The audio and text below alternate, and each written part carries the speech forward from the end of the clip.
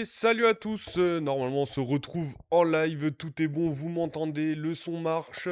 On est le 16 mars 2026 et on se retrouve une nouvelle fois comme tous les matins, 10h midi, pour parler de l'actu football. Aujourd'hui on va revenir sur tout ce qui s'est passé ce week-end dans l'actu football. On n'a pas pu être présent en live lors des samedi et dimanche matin, mais on est de retour pour une nouvelle semaine. J'espère que vous allez bien, j'espère que tout se passe bien pour vous, que vous avez passé un bon week-end, que vous passez un bon début de semaine, un bon début de lundi. Et donc on se retrouve pour discuter football évidemment. Comme d'habitude, vous en avez l'habitude sur Hattrick FR évidemment. Donc n'hésitez pas, hein, ceux qui sont déjà là, à vous manifester sur le chat. Et comme ça, on pourra discuter tous ensemble de bon matin. Ce matin, on va revenir sur les matchs des 5 grands championnats, évidemment, hein. On avait pas mal de choses, hein, de la Ligue 1, de la Bundesliga, la Liga, le retour de la Première Ligue. Enfin, il y avait pas mal de choses, donc on va en discuter. Évidemment, n'hésitez pas, pour ceux qui sont sur TikTok, à déjà bombarder les likes, à vous abonner si ce n'est pas déjà fait. Ceux qui sont sur Twitch aussi, hein, n'hésitez pas à me suivre sur Twitch, hein, pour discuter tous ensemble, pour être au courant des prochains lives et à vous manifester dans le chat. Évidemment, la chaîne YouTube AtrickFR où vous avez tous les replays de ces lives. Vous avez aussi toutes nos émissions, que ça soit Farmer Street, l'émission où on parle de Ligue 1. Il y a aussi l'émission Ligue des Champions, je le rappelle, qui est sortie la semaine dernière, où on vous donne notre tableau avec Gaëtan. Donc c'est disponible sur YouTube, sur les plateformes de podcast si vous préférez nous écouter. Qu'est-ce que je disais? Oui, il y a aussi les réseaux sociaux, évidemment, Facebook, Instagram, TikTok, Snapchat, Thread et X. Vous pouvez nous suivre pour suivre toute l'actualité football, ce que l'on fait dessus, les conférences de presse de l'OGC Nice, et toutes les informations. Et j'ai oublié quelque chose, peut-être, oui, avec Attrick FR 10, le code promo que vous avez sur Classic Football Shirt, le site où vous pouvez retrouver tous vos maillots, que ce soit des maillots rétro et des maillots récents, moins de 10% avec le site Classic Football Shirt. Voilà, je pense que j'ai fait mon petit point promo. Les plateformes de podcast, évidemment, Apple Podcast, Deezer, Amazon et Spotify. Voilà, je pense qu'on va pouvoir démarrer. Euh, Bienvenue à tous ceux qui sont sur le live, évidemment, je le redis, hein, n'hésitez pas à vous manifester sur le chat, qu'on puisse discuter tous ensemble et on va démarrer tranquillement. On va revenir déjà sur les matchs du week-end, mais par rapport à vendredi, on va faire un peu championnat par championnat, hein, et évidemment, on fera notre petite revue de presse. Je ne l'ai pas forcément préparé, mais vous inquiétez pas, il y a pas mal de choses à dire et on finira sûrement par un quiz. Voilà. Donc on va démarrer tranquillement, on va démarrer avec la Bundesliga. Ouais, on peut démarrer avec la Bundesliga, avec le match qui avait lieu dès vendredi soir entre le Borussia Mönchengladbach et St. Pauli. Donc évidemment ce week-end, hein, on avait aussi un choc entre le Bayern Munich et le Bayer Leverkusen. Dortmund jouait contre Augsbourg. Qu'est-ce qu'on avait comme match un peu intéressant? Peut-être Hoffenheim contre Wolfsburg. Mais, euh, mais voilà, donc déjà sur ce match de vendredi soir, Mönchengladbach s'est imposé 2-0 contre Sampoli avec des buts de Stoger et Franco Nora, le français, hein, l'ancien de Saint-Etienne, l'ancien du stade de Brest, il me semble, Franco Nora, donc qui se sont imposés, les joueurs de Gladbach contre Sampoli. Voilà, après ça c'est du match de milieu de tableau, on va directement aller sur ce match du Bayern Munich contre le Bayer Leverkusen. Je pensais le Bayern Munich favori. Il s'est passé pas mal de choses dans ce match, hein. Il y a eu 2 cartons rouges. Au final, ça a été même à 9 contre 11. Le Bayern Munich a réussi à maintenir ce match nul contre cette équipe de Leverkusen. Donc, au niveau des compos, déjà, c'est 2 équipes qui avaient joué en Ligue des Champions en milieu de semaine, évidemment, qui vont rejouer, que ça soit demain pour Leverkusen ou mercredi pour le Bayern Munich. Mais voilà, au niveau des compos, c'était vraiment du classique, hein. Il n'y a pas eu forcément énormément de turnover de la part des 2 coachs. Voilà, on avait Patrick Schick devant côté Bayer Leverkusen, Tillman Terry en attaque à ses côtés. Poku qui était plutôt à gauche, d'habitude il est plus à droite. On avait Garcia Fernandez au milieu de terrain, Kulbras à droite. Et après on avait Tapsoba, Andrich, Kansa et Blažević dans les cages pour l'équipe de Leverkusen. Côté Bayern, on avait le retour de Ulreich dans les cages. Lui qui a souvent fait l'intérim avec Manuel Neuer. Je crois que Urbig était toujours blessé, si je dis pas de bêtises. Voilà, c'est un quatrième gardien, il me semble. Et donc, Ulreich qui était dans les cages. On avait Dayo Upamecano, évidemment, dans cette défense centrale avec Jonathan Tah, à droite Stanisic, à gauche Leimer. Au milieu de terrain, Kimmich, Pavlovic, hein, on en a l'habitude. Et dans cette attaque du Bayern Munich, on avait Michael Olise, Lennart Karl en numéro 10, et après à gauche, on avait Luis Diaz et Nicolas Jackson. Donc il s'est passé pas mal de choses dans ce match, hein. Déjà, on va aller sur les stats avant de faire le déroulé du match.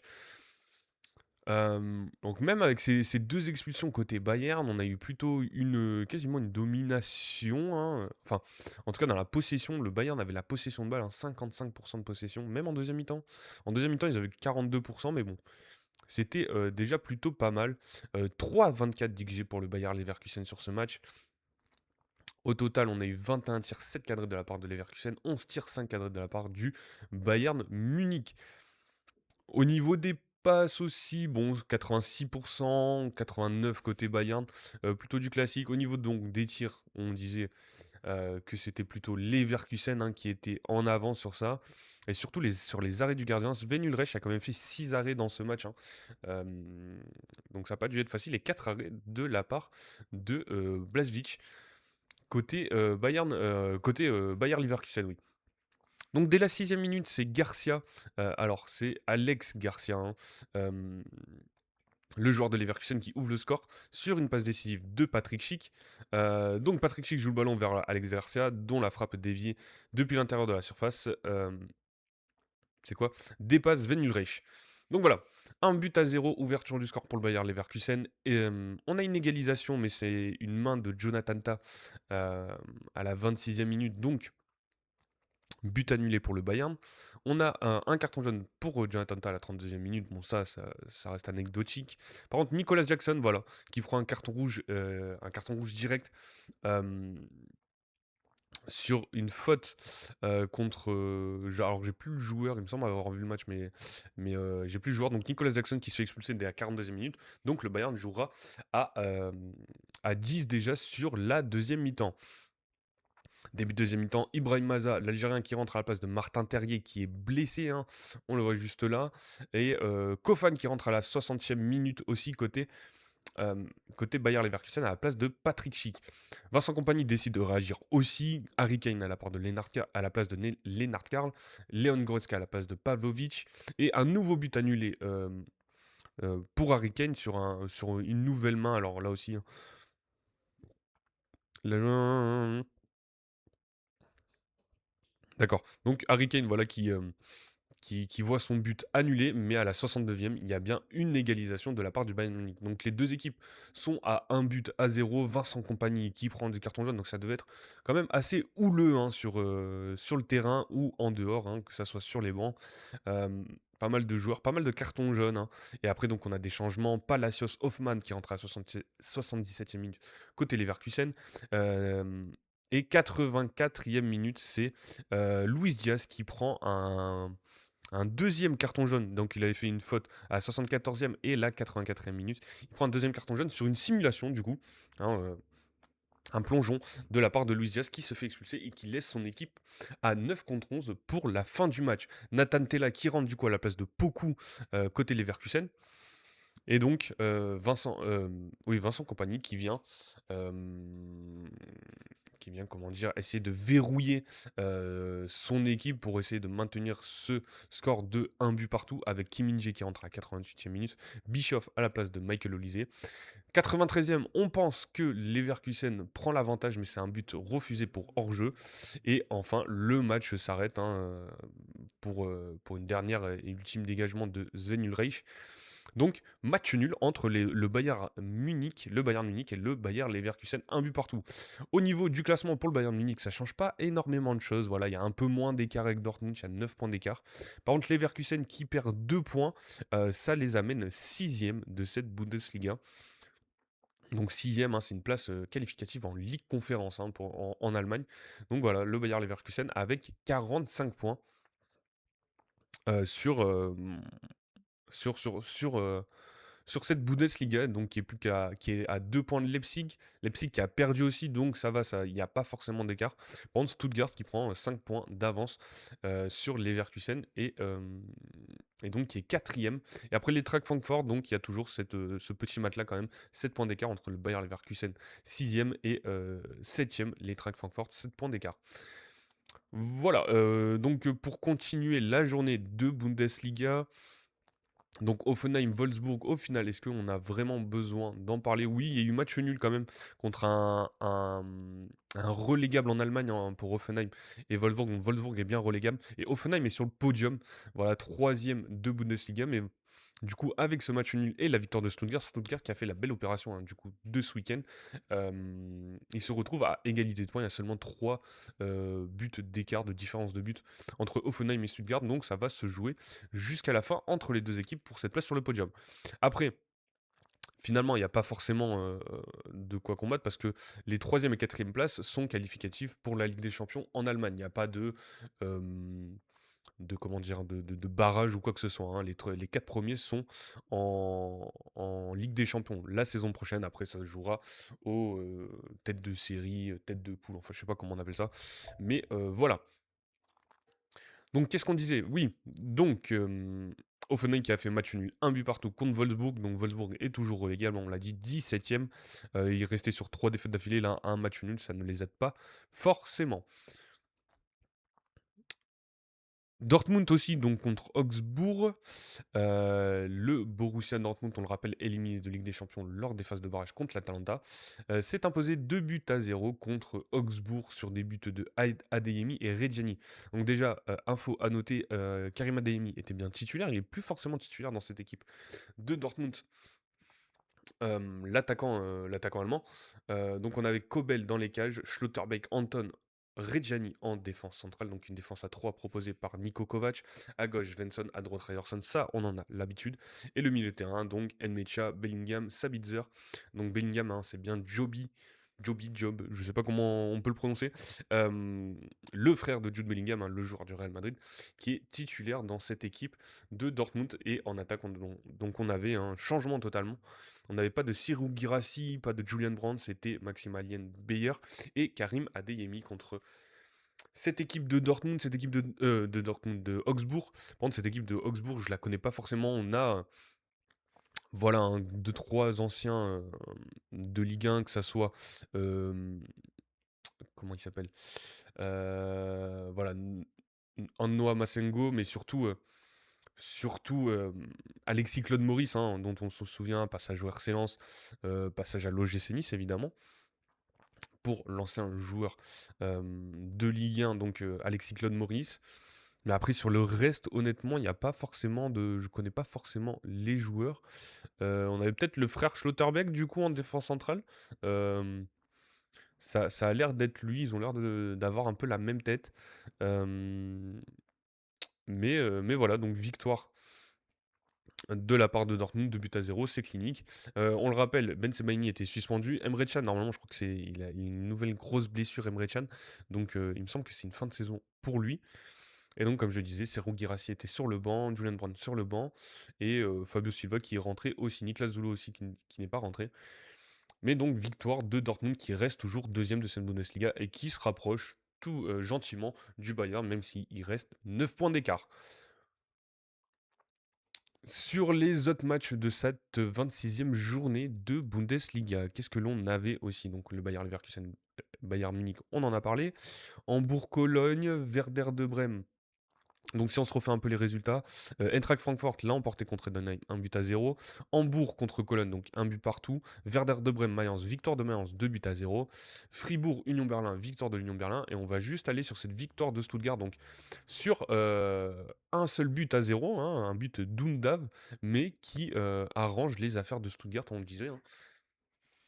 Euh, on disait que ça les mettait plutôt bien dans cette Bundesliga. Voilà, donc au final, Stuttgart qui prend 3 points d'avance sur Leipzig et, euh, et qui est ex aequo de points avec Offenheim grâce à cette victoire. Et c'est plutôt positif pour les hommes de de Sebastian Hoeneß. Ouais, Stuttgart, une équipe un peu qui passe sous les radars cette année en Bundesliga. Il me semble qu'ils sont toujours en Ligue Europa, si je dis pas de bêtises, cette équipe de Stuttgart. Voilà, contre Porto. Bon, ils ont perdu le match aller, hein. Ils ont perdu 3 buts à 1, il me semble. Mais voilà, une équipe de Stuttgart très très intéressante pardon, cette année et qui peut aller chercher ce podium de Bundesliga. Donc on a des joueurs comme Undav, hein, assez référencés en Bundesliga. El Khanou Stiller, de très très bons joueurs. Angelo Stiller, à un moment on parlait de lui, hein, dans des gros clubs européens. Je crois qu'il y avait des rumeurs de lui au Real de Madrid, si je dis pas de bêtises, à l'époque où Xabi Alonso avait pris les rênes.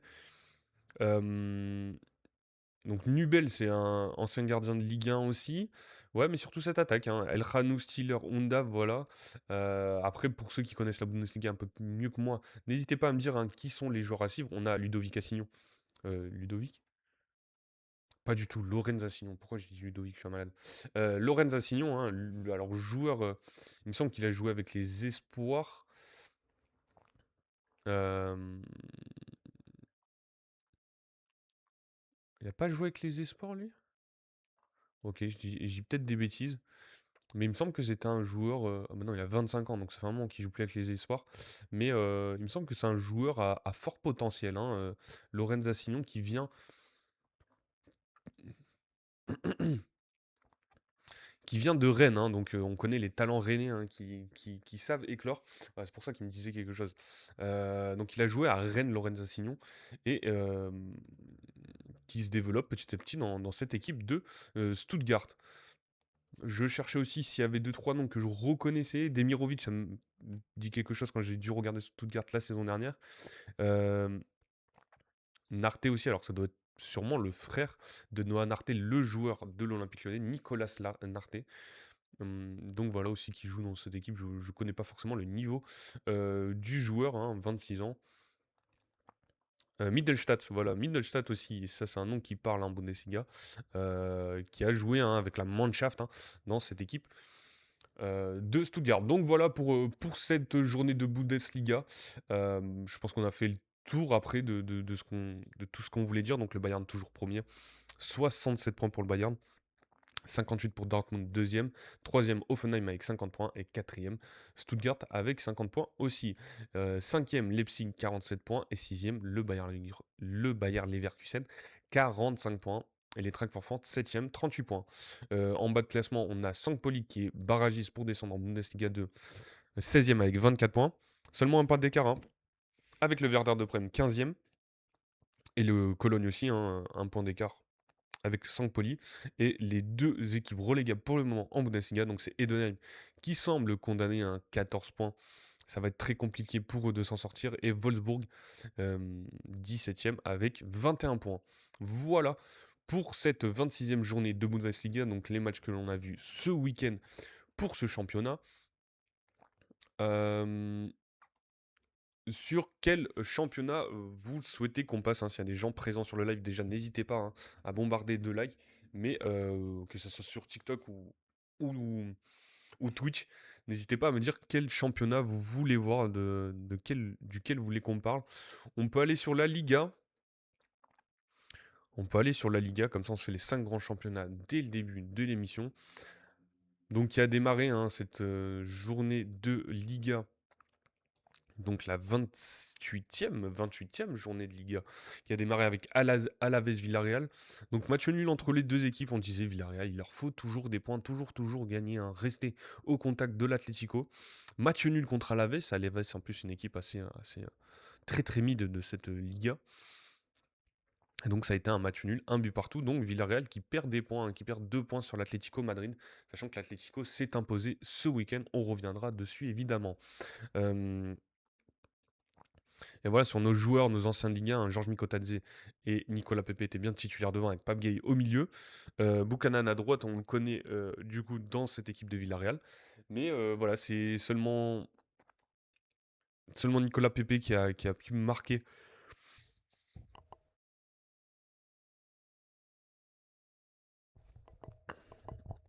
qui a pu marquer dans cette équipe de Villarreal. Après, ça a été un but contre son camp de Marine.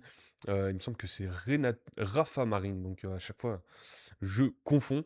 Mais voilà, match nul entre Alaves et Villarreal.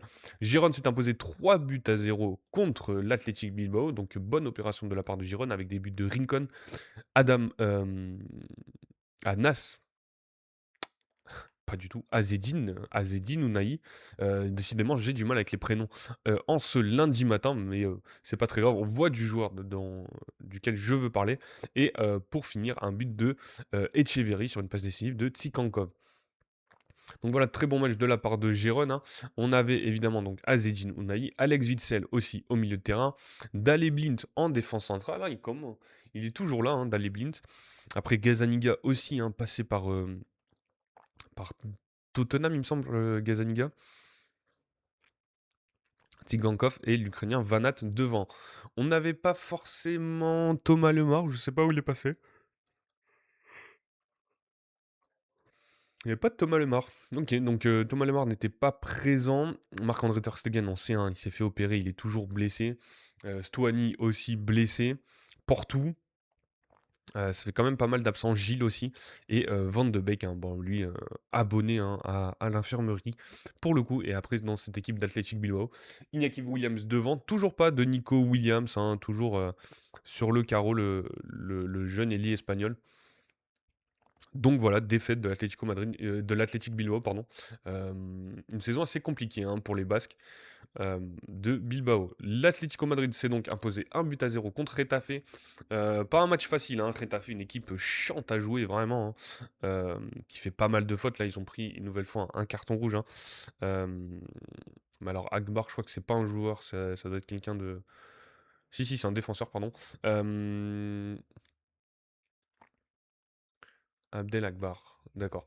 Donc oui, qui a pris un carton rouge à la 55e minute. C'est Molina qui avait ouvert le score dès la 8e minute pour l'Atlético. Et après, ça a dû être un match de la muerte, que ce soit pour l'Atlético, hein, sachant que l'Atlético a joué cette semaine en Ligue des Champions. Ils l'ont emporté contre Tottenham. Ils se sont mis plutôt à l'abri contre cette équipe de Tottenham. Donc il pouvait se permettre de faire un peu tourner Cholo Simeone avec Musso dans les cages, donc pas de Oblak, l'anglais Jiménez Poubil dans cette défense, hein. On sait que les trois ne sont pas. Poubil est plutôt sur un côté et l'anglais Jiménez sont plutôt des joueurs de rotation, en tout cas sur le banc, hein. Nico Gonzalez à gauche, à droite Molina. Donc Thiago Almada, l'ancien Lyonnais, Koke Vargas. Là aussi, c'est pas forcément le milieu de terrain titulaire de cet Atlético Madrid. Et Baena Sorlot devant. Lookman était sur le banc, Julian Alvarez, Giovanni Simeone, Marcos Llorente, Antoine Griezmann. Donc c'était un beau banc à faire entrer de la part de Diego Simeone. Dans cette équipe de Retafe, on peut voir l'ancien attaquant de l'Olympique lyonnais, Martin Satriano, qui n'a pas marqué cette fois-ci. Resté sur 2 buts pour l'ancien Launay, l'ancien Lensois, et même du stade brestois.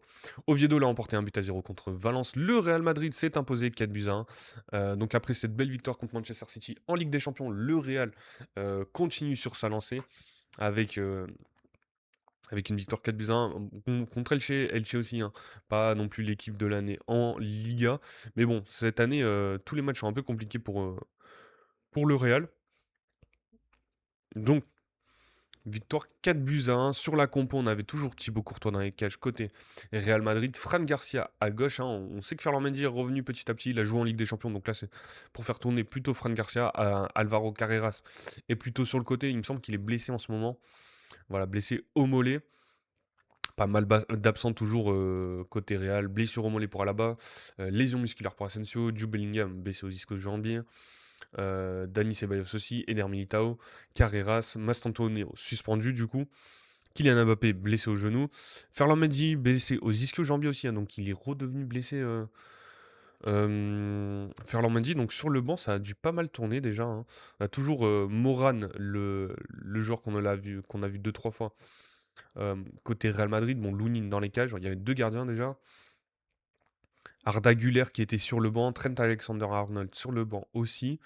Euh, donc sur cette équipe du Real, on disait quoi? Fran Garcia, Dine Hyssen, Rudiger en défense centrale. À droite, Dani Carvajal. À gauche, Camavinga. Au milieu de terrain, pour accompagner Aurélien Tchouaméni, c'était Pitarch. le jeune de la Castilla. Valverde à droite et en attaque c'était Vinicius Junior, Brahim Diaz. On voit pas mal cette attaque en ce moment. Vinicius Junior, Brahim Diaz qui tourne plutôt pas mal, hein, Brahim Diaz qui fait plutôt des bons matchs je trouve. Et après dans cette équipe d'Elche, bon, une équipe un peu moins connue quand même, hein. Vous pouvez la voir sur Twitch, hein, les joueurs qui étaient présents. Joan Petro, l'ancien de... Ah c'est Léo Petro? C'est pas lui qui joue à Saint-Etienne? Oui voilà. Pourquoi je l'appelle décidément les prénoms aujourd'hui plutôt catastrophiques. Mais Léo Petro, on voit exactement de qui je parle, hein. L'ancien joueur de Saint-Etienne. Donc, sur ce match contre Elche, le côté Real Madrid, hein, que je finisse quand même, hein, je ferme tout, mais Antonio Rudiger était bien à marquer à la 39e minute. Fede Valverde qui continue sur son triplé contre Manchester City la semaine dernière. Il marque un nouveau but à la 44e minute sur une passe euh, de Fran Garcia. Fede Valverde, donc 2-0 à la mi-temps pour le Real. Et enfin, c'est Dean Huyssen, le défenseur central, qui vient marquer à la 66e minute. Moran qui vient marquer contre son camp à la 85e. Et donc Arda Güler qui vient de son petit but, victoire 4-1 pour le Real contre Elche ce week-end. Bon, Mallorca l'a emporté contre l'Espagnol Barcelone 2-1. Le Barça l'a emporté contre Séville aussi 5-2. Donc c'est vraiment les deux équipes, hein, enfin il y a trois équipes, hein, en Liga qu'on suit plus que les autres, hein. Donc le Barça qui s'est imposé contre Séville. Le 4-3-3 d'Hansi Flick aussi, le Barça qui a fait match nul, hein. Match nul contre cette équipe de, de, de Newcastle en Ligue des Champions. Et donc là, il avait besoin de régénérer un peu. Hansi Flick avec Juan Garcia dans les cages, par contre, pour le coup, Joao Cancelo à gauche. Gérard Martin, Koubarsi en défense centrale. Et à droite, Esparte. Au milieu de terrain, on avait Daniel Mo, Marc Bernal et Pedri, donc un beau milieu de terrain de la part du Barça, pardon. Sacrilège. Rafinha qui a mis un triplé, hein, dans ce match. Il a mis 2 pénaltys, mais il a quand même mis ce triplé. Wow. Merci à Martine pour le follow sur Twitch, merci beaucoup. Évidemment, bienvenue sur les lives. Je sais pas si tu connais les lives, mais en tout cas, merci beaucoup d'être présent et pour le follow sur le live Twitch. Si tu as des questions, n'hésite pas à te manifester, hein, dans le chat, hein. On pourra évidemment en discuter tous ensemble. Je reste sur Rafinha donc, qui était titulaire et qui a mis un triplé dans ce match. En attaque, on avait Robert Lewandowski. Et à droite, pas de Lamine Yamal, hein. Faut qu'il se repose un peu le jeune crack. Donc c'était Rooney Bargi qui était titulaire à droite. Dans cette équipe de Séville, on a toujours Akor Adams, hein, devant dans cette attaque. L'attaquant nigérien. Alexis Sanchez aussi qui était assez causé. Agoumé au milieu de terrain. Kwasi aussi, hein, l'ancien du Paris Saint-Germain qui s'était un peu perdu. Donc voilà, qui était bien titulaire. Et Goudelch, on en a l'habitude maintenant, le joueur de Séville. Avec So aussi. So, il me dit quelque chose. C'est où qui jouait lui déjà avant? Djibril So? Ah, c'est pas lui alors. Non, pas du tout. Bref. Voilà, donc dans ce match, grosse domination du Barça, hein, c'était plutôt... qu'est-ce que nous dit Martin dans le chat? Gros match de Firmine. Firmine, oui, qui est rentré à la mi-temps à la place de Pedri, en espérant... Alors, j'ai pas forcément vu le match. Il me semble pas que ça soit une blessure, hein, c'est plutôt, hein, histoire de le faire reposer. Merci à Lisa Marie sur le... Non, je confonds pas avec Moussasso. Moussasso, ça date d'il y a beaucoup trop longtemps. En tout cas, merci à Lisa Marie, qui est bien présente sur le live TikTok. Et pour le cœur, hein, le cœur sur toi, merci pour les likes aussi. Je vois que ça monte petit à petit. En tout cas, sur ce match, donc sur les stats, hein, on va juste aller checker le Barça, totale domination, hein, 61% de possession, 365 d'XG, 13 tirs, 8 cadrés. 8 tirs cadrés, 5 buts, plutôt pas mal, hein, pour cette équipe du Real. Juan Garcia qui a fait donc 2 arrêts, 3 pour le gardien de Séville. On a dit que le gardien de Séville c'était Vlaco Dimos, hein. Donc voilà pour cette équipe de Séville, ça a dû être très très compliqué ce match. Donc doublé sur penalty de Rafinha à 9e, 21e. Daniel Olmo qui vient déjà mettre le 3e but à la 38e minute. Séville qui reprend espoir petit à petit dans ce match avec le but juste avant la mi-temps de Osso à la 45e plus 3, donc 3 buts à 1 à la mi-temps. Et après, triplé de Rafinha sur une passe décisive de Firmine. Donc on disait, hein, il nous disait Martin qu'il avait fait un très très gros match. Firmine, au moins dans cette deuxième mi-temps. Et João Cancelo qui vient mettre le cinquième à la 60e minute. Et enfin, c'est donc Djibrilso, le Suisse, qui vient marquer pour cette équipe de Séville pour réduire un peu l'écart. Mais bon, victoire 5 buts à 2. Donc on était sur ce classement de Liga. Juste on finit sur... Donc belle victoire du Barça hein, après ce match nul. Il va falloir qu'il s'impose hein, en Ligue des Champions ce week-end. Demain soir normalement. Hein, le Barça ça joue demain soir. Donc voilà. Va falloir s'imposer pour juste passer en quart de finale de Ligue des Champions. À l'aller 4-1 Séville. Ouais, exactement, exactement. On connaît bien les stats. Euh, Mais donc, le Barça qui s'est juste vengé en fait, hein, tout simplement. Je cherchais quelque chose à dire, mais en fait le Barça qui s'est juste vengé. Pour cette 28e journée de Liga, on avait le Betis Séville, donc le rival hein, du FC Séville, qui a fait match nul contre le Celta Vigo. But de Jucla pour le Celta et but de Hector Bellerin pour le Betis. Le Celta, on rappelle, hein, qui a fait match nul contre l'Olympique Lyonnais cette semaine aussi en Ligue Europa contre l'Olympique Lyonnais et, euh, et le Betis, il me semble qu'ils se sont imposés. Hein. Non, qui ont perdu contre le Pana, on le rappelle, en Ligue Europa. Et enfin, la Sociedad qui l'a remporté 3 buts à 1 contre Osasuna. Voilà, pour le classement de cette Liga, qu'est-ce qu'on nous dit dans le chat Équitable, ils ont joué cette semaine en Europe, le résultat est tout à fait logique. Euh, Effectivement, si je parle du Celta Betis, ouais, le résultat est équitable. En plus, c'est deux équipes qui se valent à peu près hein, au niveau du jeu, du talent. Mais on va le voir sur ce classement de Liga. Donc le Barça toujours premier avec 70 points, 4 points d'avance sur le Real Madrid avec 66 points deuxième. L'Atlético Madrid qui est un peu derrière, hein, 9 points d'écart entre le Real et l'Atlético. Donc 57 points pour l'Atlético Madrid, troisième.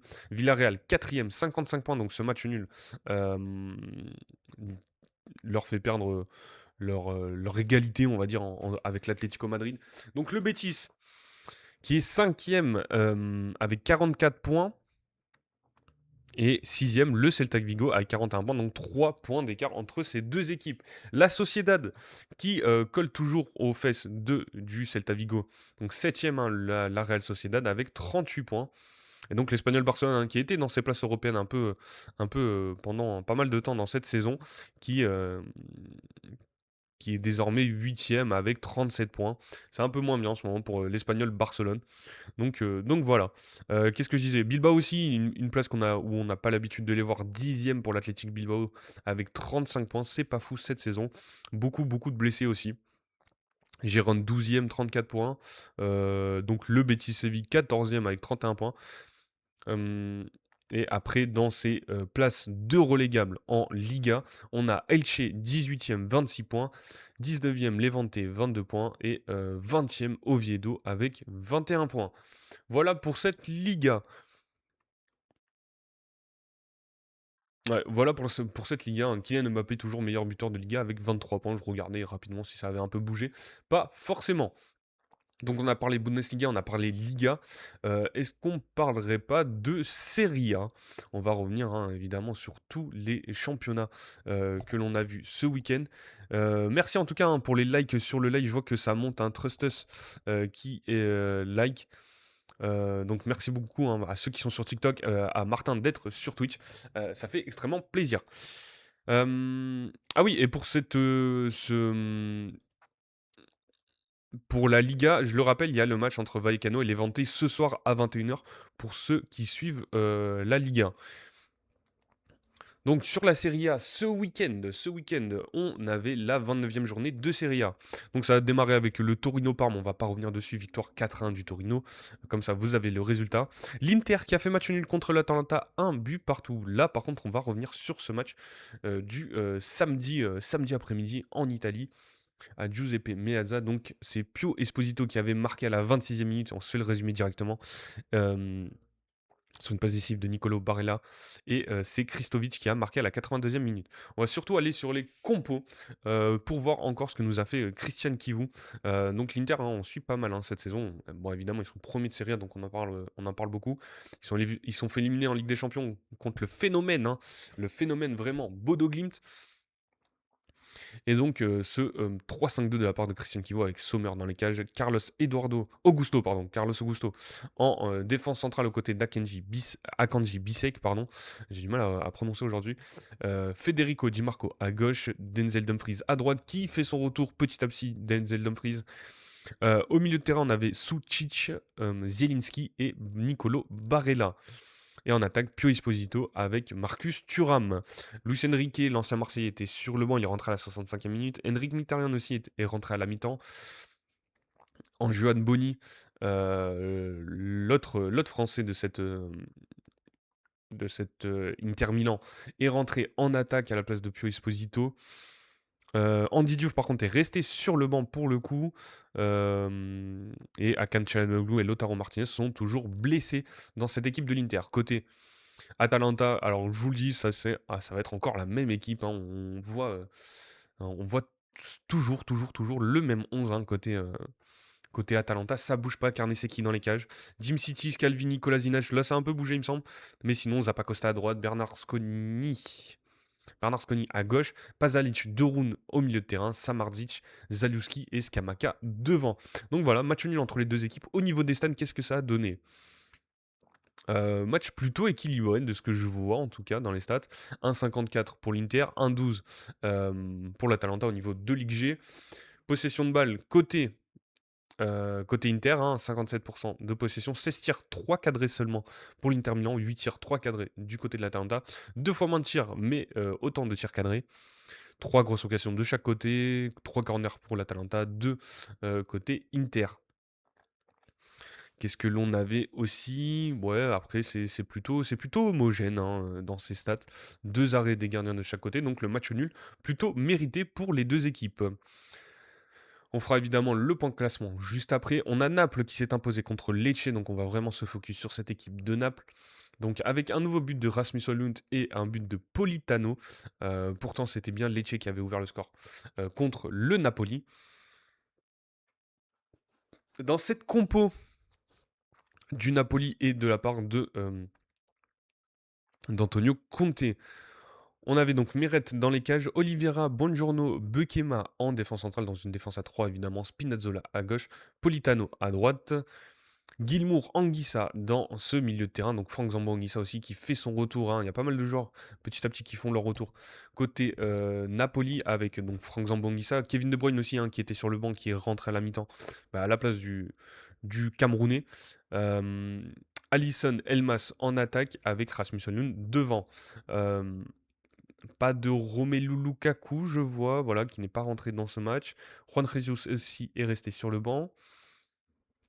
Scott McTominay, lui aussi, qui revient de blessure, qui revient petit à petit. Scott McTominay, qui est rentré à la mi-temps, hein, donc le Napoli qui se permet de faire rentrer McTominay et De Bruyne en deuxième. Et après, on a toujours David Neres, Di Lorenzo, Lobotka, Ramani et Vergara qui sont blessés côté Napoli. Donc Napoli qui s'impose, un peu dans la difficulté, on va dire, hein, de buts à 1.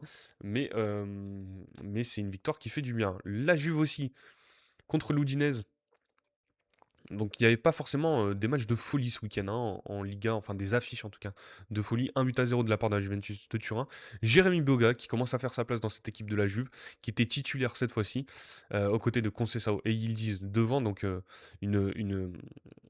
comment dire, une compo un peu expérimentale de la part de Luciano Spalletti, avec évidemment Kefren Turam, Locatelli au milieu de terrain, ça bouge pas. Cambiasso et Makini sur les côtés, Kalulu, Bremer, Kelly en défense centrale. Voilà, Jonathan David qui est revenu, qui rentre à la 90e plus 2. donc exactement 92e. Loïs Openda et Don Zegrova qui restent toujours sur le banc. Arkadiusz Milik aussi, qui apparaît là aussi sur le banc de la Juventus de Turin. Donc voilà, encore une équipe un peu illisible, hein, cette équipe de la Juve et de Luciano Spalletti, mais qui s'impose contre l'Udinese. L'Hellas Vérone qui a perdu une nouvelle fois contre le Genoa. Sassuolo, cette fois-ci, qui a perdu contre Bologne. Pise, Cagliari, victoire de Pise, 3-1, 2 cartons rouges dans ce match. L'AS Roma qui perd contre Com. Alors là, c'était un match vraiment pour les places européennes. Qui jouera l'Europa League, la Conference League ou la Ligue des Champions en Serie A. Ça a été une victoire de Com, 2-1, de Como, si vous préférez. Donc les joueurs de Sech Fabregas contre l'expérimenté Gianluigi Gasperini, euh, l'entraîneur de la Roma. Donc cette équipe de Com, une défense à 3 avec Diego Carlos, Ramon Kempf, Butes dans les cages toujours, Valle à gauche, Smolcic à droite, D'Acunha, Sergi Roberto au milieu de terrain, Maxence Cacré dans cette attaque, toujours plus haut sur le terrain.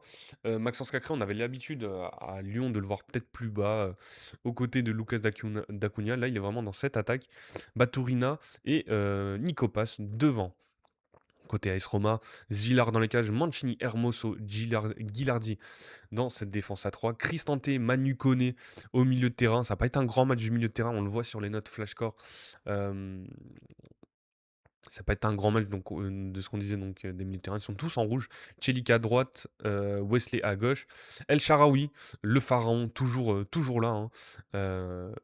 Lorenzo Pellegrini, oui. Et Daniel Malen, titulaire devant. Sur le match, là aussi, sur les stats, hein, waouh, totale domination de Com, donc victoire plutôt méritée, hein. Un seul tir cadré, 3 tirs cadrés de la part de la Roma qui met quand même ce but, 22 tirs 7 cadrés de la part de Como, avec 66% de possession.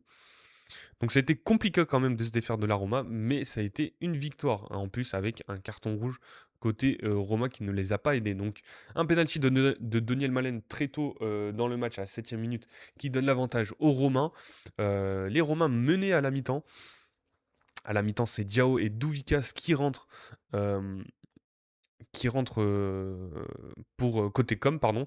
Douvikas qui vient marquer à la 59e minute, donc égalisation, et 64e minute, le match qui tourne, Wesley Franca, donc le Brésilien, le latéral piston, qui va se faire expulser, et c'est Diego Carlos à la 79e minute qui vient donner l'avantage à Com et donner la victoire pour cette équipe.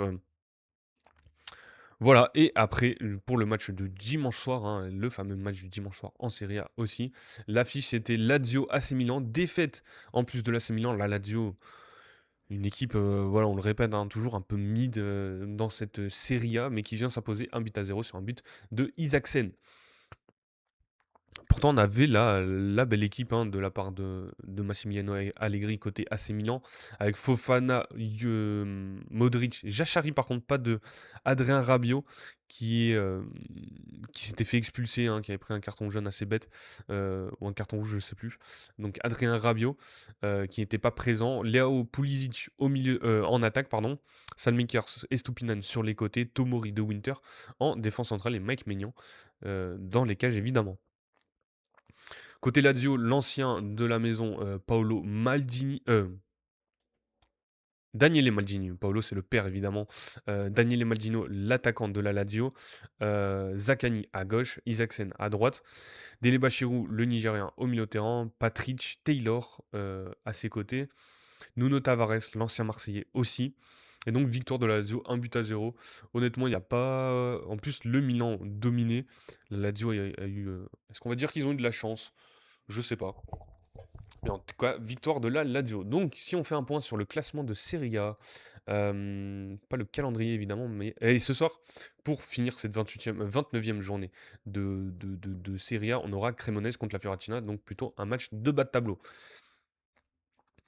L'Inter, du coup, avec ce match nul, est toujours à enfin, a pris un point, mais à 68 points, 8 points d'écart avec le Milan AC, donc dans cette défaite, hein, ils auraient pu revenir à 5 points, hein, le Milan AC, mais ça a été une défaite.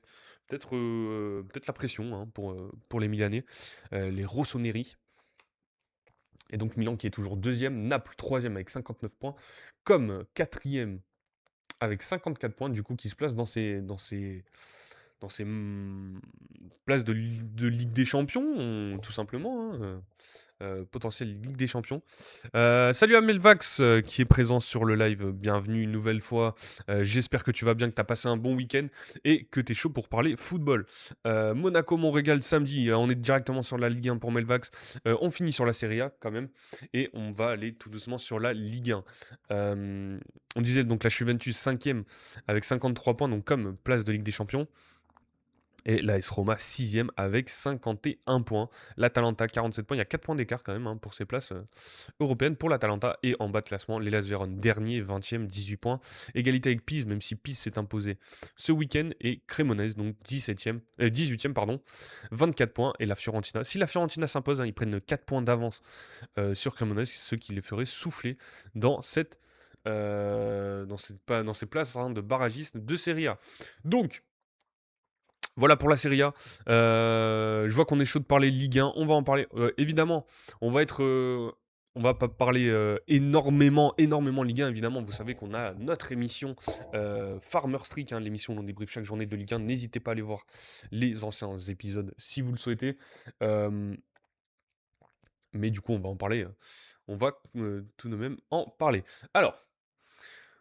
Est-ce qu'on commencerait pas quand même sur la victoire de l'Olympique de Marseille, le match du vendredi soir, hein. Donc Marseille, une équipe assez incompréhensible en ce moment, voilà, on sait pas. Honnêtement, ça gagne. 1-0 contre Toulouse, 1-0 contre Auxerre, élimination Coupe de France, victoire dans l'Olympico. Honnêtement, je sais pas quoi en penser. Je vois qu'on a un Marseillais peut-être qui nous regarde actuellement. Si peut-être tu as un avis sur cette équipe de Marseille. Mais depuis que Habibé est arrivé, je sais plus quoi trop en penser de cette équipe de l'OM. Euh, c'est bien, c'est pas bien. Je j'ai pas forcément d'avis. Je trouve ça un peu dommage, hein. Elle me faisait un peu plus vibrer avec Roberto De Zerbi. Là, c'est des victoires 1-0. Tant mieux pour l'OM, hein. But de Amine Gouiri qui est rentré, hein, lors de ce match à la 62e minute et qui marque. Un changement de compo, une nouvelle fois de la part d'Habib. Euh, voilà, 4-2-3-1. Avec Egan Riley qui était aux côtés de Benjamin Pavard, Medina à droite,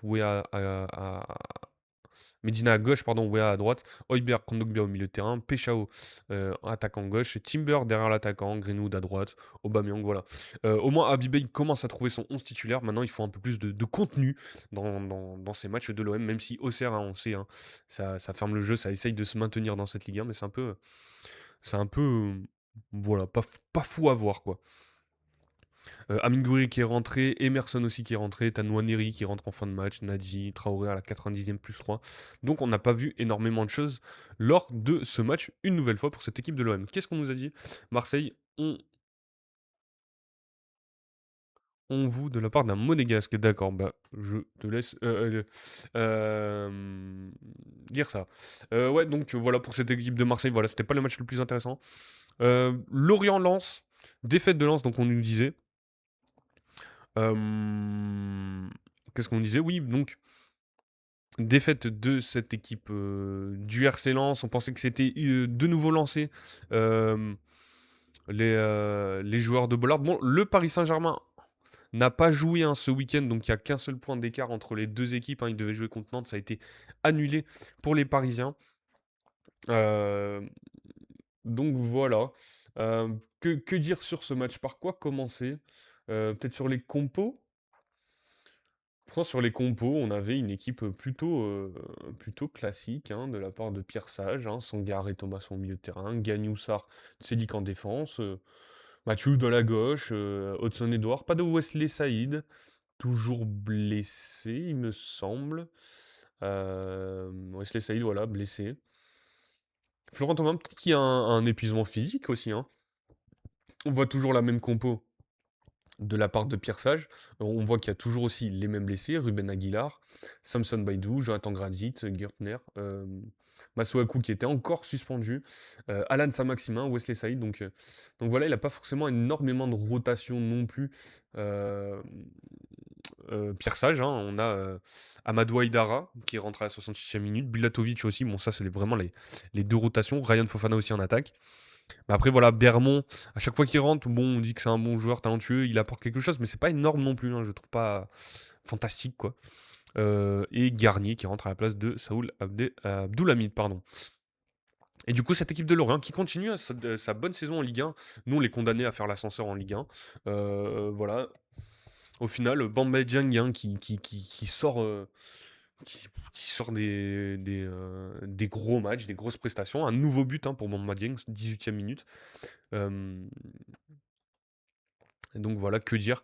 Pablo Pagis, toujours blessé, il me semble. Hein, il avait un protocole commotion. Laurent Bergel aussi blessé. Ah non, Pagis, c'est le carton rouge, pardon. Euh, Mais voilà, ça s'en sort. Hein. Toujours Lebris à droite, Meïté, Talbi, Faye en défense centrale, Arsène Kouassi à gauche. Ça déroule, hein, l'équipe d'Olivier Pantaloni, 3-4-2-1 classique. Et donc Bamba Dieng qui marque à la 18e minute, Hudson Edouard qui vient égaliser en début de deuxième mi-temps. Et après c'est Tozin, Ayegun Tozin, hein, qui vient donner la victoire, marquer et donner la victoire à cette équipe de Lorient à la 65e minute. Hem, voilà, après je sais pas ce que vous avez pensé du match, si vous avez quelque chose à nous dire, sinon on passe quand même à la suite. La victoire, la victoire de l'OGC Nice contre Angers. Vous savez que je suis supporter de l'OGC Nice, donc on va aller rapidement. Nice, ça faisait un moment qu'on les a pas vus gagner, c'est compliqué, très compliqué. Ils avaient pris une claque contre Rennes à domicile, hein, contre leur ancien coach Francaise et là, cette fois-ci, le retour d'Eli Wahi qui fait du bien, qui était encore sur le banc, en début de match. Alors j'ai rapidement vu les extraits, il faut que je me fasse le match en rediffusion, j'ai pas pu le voir ce week-end. Mais je cherche mes compos, voilà. Contre cette équipe d'Angers, on disait Angers, depuis qu'ils ont perdu Abdelli, Sidiki Chérif, c'est un peu plus compliqué quand même hein, à retrouver des vrais automatismes. Hein, Peter aussi qui marque un peu moins. Voilà, il y a un peu moins d'émulation côté Angers. Et Nice, voilà, une équipe. Donc ça devait être un match pas forcément grandiose. Mais victoire de l'OGC Nice. Avec cette défense à 3, hein, Claude Puel hein, qui a quand même décidé de verrouiller un peu, même si on sait que c'est un entraîneur qui propose pas mal de jeux, qui aime voir jouer ses équipes. Là, il a quand même verrouillé avec cette défense à 3. Yevan Diouf, une nouvelle fois, titulaire dans les cages. Dante, aussi titulaire. Antoine Mendy Dante qui a fait un déplacement en Ligue 1, ça va être assez rare. Hein. Ça a été assez rare cette année, à mon avis, on risque de plus trop les voir. Donc Dante, Djoumaba et Antoine Mendy qui était à ses côtés, Jonathan Klaus à droite, Melvin Bard à gauche. Et au milieu de terrain, c'est des Sanson, Boudaoui, Van Noot. Boudaoui aussi qui fait petit à petit son retour dans le 11 de Claude Puel. On verra ce qui va se passer pour lui aussi en fin de saison. Et donc, Kyle Boudache titulaire hein, derrière l'attaquant. Et l'attaquant, c'était Kevin Carlos. Voilà, mais l'entrée qui a fait extrêmement du bien. On disait que ça devait durer plus longtemps. Pour Eli Wahi, ça devait durer un mois et demi. Au final, ça l'a fait moins. On le rappelle, il s'est blessé au bout de 6 minutes hein, lors du match contre. Contre qui contre qui il s'est. Contre l'Olympique Lyonnais, pardon, voilà. Ça devait durer plus d'un mois la blessure d'Eli Wahi. Au final, il est revenu, il est rentré, passe décisive, but, et ça donne la victoire à l'OGC Nice. Voilà. Et on a aussi Youssouf N'Jachimi qui a fait son retour sur le terrain, sur les terrains de professionnels. On sait qu'il avait joué avec le groupe élite de l'OGC Nice. Et là, Youssouf N'Jachimi qui rentre à la place de Dante et qui va sûrement apporter son leadership à cette équipe de l'OGC Nice. Monaco, tout à l'heure, Melvax nous parlait de Monaco. Monaco qui s'est imposé contre Brest 2 buts à 0. Un but de Balogun et un but de Golovin. Voilà, on en reparlera peut-être un peu plus lors de Farmers League. En tout cas, c'était plutôt un bon match. Hein. J'étais à Louis II et c'était plutôt un bon match, même s'il n'y avait pas grand monde sur le terrain. Ça a au moins fait le travail. Strasbourg-Paris FC, match nul entre les deux équipes 0-0. Metz-Toulouse, gros match. Hein. On a eu 7 buts lors de ce match. 4-3 pour Toulouse. Voilà. Donc Donum, Gbo, Mbala, Kwao. Alors, Donum, Gbo, doublé de Gbo, Sauer côté Toulouse, Mbala, Kouao et Abou Ajvili, buteur côté Metz, mais victoire de Toulouse 4 buts à 3, on le redit. Lyon-Le Havre, ça a été un match nul 0-0. On dit, hein, Lyon en ce moment, physiquement, ça commence à pêcher. Ils ont beaucoup de mal. Même s'il y a eu un carton rouge côté de Le Havre, ils n'ont pas réussi à trouver les ressources pour aller marquer ce but et leur donner la victoire aux Lyonnais, hein. Une nouvelle fois, Corentin Tolisso titulaire, Henrik aussi, Tyler Morton, Aurel Mangala qui a fait son retour, donc c'est plutôt pas mal. Tanner Tessman utilisé en défense centrale aux côtés de Moussa Niakate, Adbauer à droite, Tagliafico à gauche, Karabec à droite. Donc il avait quand même fait tourner, hein, Paolo Fonseca après ce match d'Europa League, mais ça n'a pas suffi pour, pour l'Olympique Lyonnais. Et donc Le Havre qui prend un point contre les Lyonnais, même à 10. Et enfin, Lille qui se paye Rennes quand même, hein. Rennes qui était une équipe en forme en ce moment, 4 victoires d'affilée. Franquès qui n'avait toujours pas perdu avec cette équipe rennaise depuis qu'il avait pris les commandes. Et c'est une première défaite contre le LOSC, 2 buts à 1. Fernandez Pardo et Haraldsson qui ont donné la victoire au LOSC. Et c'était Esteban Le Paul qui avait réduit le score, mais pas assez pour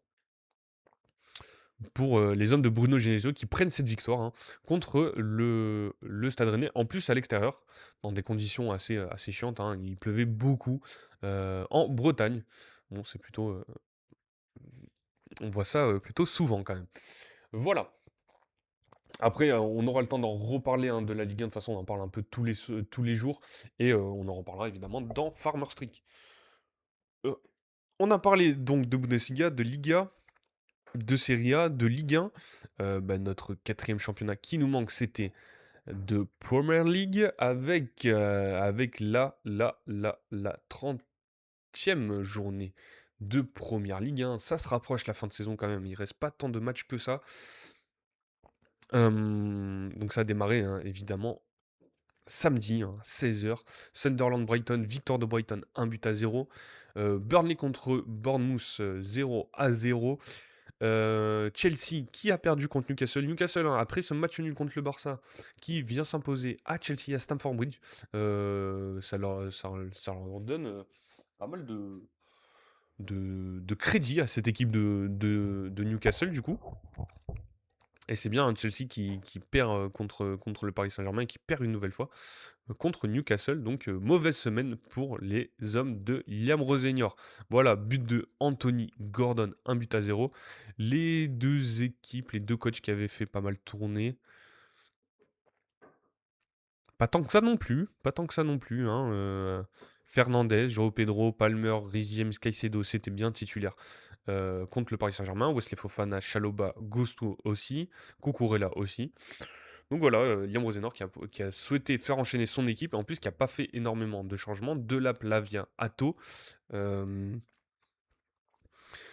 Donc voilà, c'est un choix. Je pense pas que ça sera forcément payant, hein, pour ce match retour en Ligue des Champions contre le Paris Saint-Germain. On verra en tout cas. Et voilà, victoire de Newcastle contre Chelsea. Euh, j'ai loupé Monaco. Ben effectivement, t'as loupé Monaco. Mais en tout cas, ce qu'on pouvait dire sur le match de Monaco, hein, vu que tu es de retour, Melvax, euh, juste dire que c'était un très bon match, même si dans les tribunes, c'était très parsemé quand même pour ce match. En plus, il faisait froid, il faisait pas forcément très beau pour ce match du samedi soir. En tout cas, au moins sur le terrain, c'était un bon match. Euh, je disais, une belle équipe de Brest, hein, qui a eu des occasions, mais qui n'a pas su les concrétiser. Monaco qui a su gérer son match. Encore deux trois trous défensivement, mais c'était plutôt un match cool à suivre de la part des deux équipes. Et victoire méritée pour l'AS Monaco, victoire plutôt logique. Donc voilà, je sais pas si tu as des questions par rapport à ce match, mais sinon, voilà, match plutôt intéressant. Arsenal, les Gunners, on retourne sur ce match de Première Ligue. Les Gunners qui se sont imposés contre Everton 2 buts à 0 sur un but de Victor Gyökeres et Dauman. Là aussi Arsenal, cette semaine, enfin la semaine dernière plutôt, match nul contre Leverkusen en Ligue des Champions. Pas fou quand même, là Mikel Arteta avait quand même fait tourner avec Kai Havertz devant, Noni Madueke qui était titulaire à gauche. Qu'est-ce qu'on peut dire aussi, Ricardo Calafiori à gauche aussi en défense. Donc voilà, il a légèrement fait tourner son équipe, Mikel Arteta. Et donc ça a été une victoire 2 buts à 0 à l'Emirates Stadium contre une équipe d'Everton, voilà, où on n'avait pas forcément Thierno Barry titulaire, hein, c'était plutôt Beto qui est je trouve un mauvais attaquant quand même, hein. Chaque fois que je l'ai vu jouer, c'est vraiment pas le joueur de l'année. Thierno Barry qui est rentré à la 69e minute, hein, mais lui aussi n'a pas fait un énorme match. Le franco-ivoirien, mais français, hein, il me semble qu'il joue pour les Espoirs quand même. Euh, Iliman Ndiaye aussi, l'ancien Marseille qui était titulaire. Mais voilà, victoire d'Arsenal. Euh, Juste, je vais aller checker quelque chose. Preuve de près après avoir reçu une passe de Piron Captain jusqu'à 1-0. Bon, là, je crois que le FC Corner n'a pas fait mouche, hein, ce week-end, mais ça a été une victoire. On est après être monté sur le corner. Ok. Donc Max Neumann, il a marqué sur une fin de match où Jordan Pickford était monté sur corner pour venir égaliser, mais finalement, ils se sont pris le 2 buts à 0. Dans les stats, qu'est-ce que. Voilà, plutôt une domination de Arsenal, leader de Première League, du coup, cette équipe d'Arsenal. Manchester City, match nul contre West Ham après leur grosse défaite contre le Real Madrid 3 buts à 0, où on les voyait favoris, hein, clairement, cette équipe de Manchester City. C'était un match nul contre cette équipe de West Ham, eux aussi qui cherchent à retrouver de la confiance, à se sauver, hein. Voilà, toujours 18ème West Ham, mais qui fait un gros match nul contre Manchester City. Et toujours ce 11 assez incroyable, mais qui n'arrive pas à remporter de match, hein, avec Haaland Marmouche devant, Semenyo à droite, Aurélien à gauche, Bernardo Silva derrière les attaquants, Rodri en sentinelle, Mateus Nunes, Aït Nouri sur les côtés, Kouchanov Gueye en défense centrale et Gianluigi Donnarumma. Euh, Domination en plus totale, hein, de la part de Manchester City, mais une nouvelle fois, c'est un match nul pour les hommes de Pep Guardiola. Donc ce qui donne de l'avance à cette équipe d'Arsenal dans ce titre de Première Ligue. Nottingham Forest contre Fulham 0-0. Manchester United, on va en parler évidemment, mon club de Man U. Victoire à Old Trafford contre Aston Villa. 3 buts à 1. Donc après cette défaite le week-end, enfin la semaine dernière contre Newcastle, 2 buts à 1. Donc Newcastle, hein, qui a enchaîné Manchester United et Chelsea en victoire en Première Ligue, c'est plutôt pas mal. Par contre, qui avait perdu, je crois, contre City en Cup. Mais voilà, Manchester United qui retrouve du poil de la bête après cette défaite.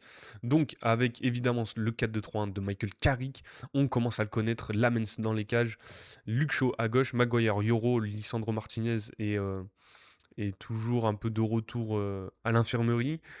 Donc, Lenny Yoro, le français, qui est titulaire, qui enchaîne les matchs du coup avec cette équipe de Man U, c'est plutôt pas mal pour lui. Diogo Dalot à droite, Kobe Mainoo Casemiro, là c'est le milieu, hein, vraiment le milieu retrouvé de Man U.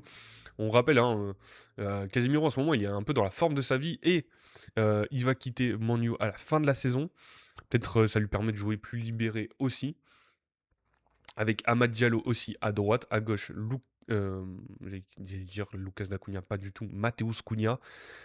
Bruno Fernandes en numéro 10, hein, le métronome de cette équipe, et Brian Bemo devant.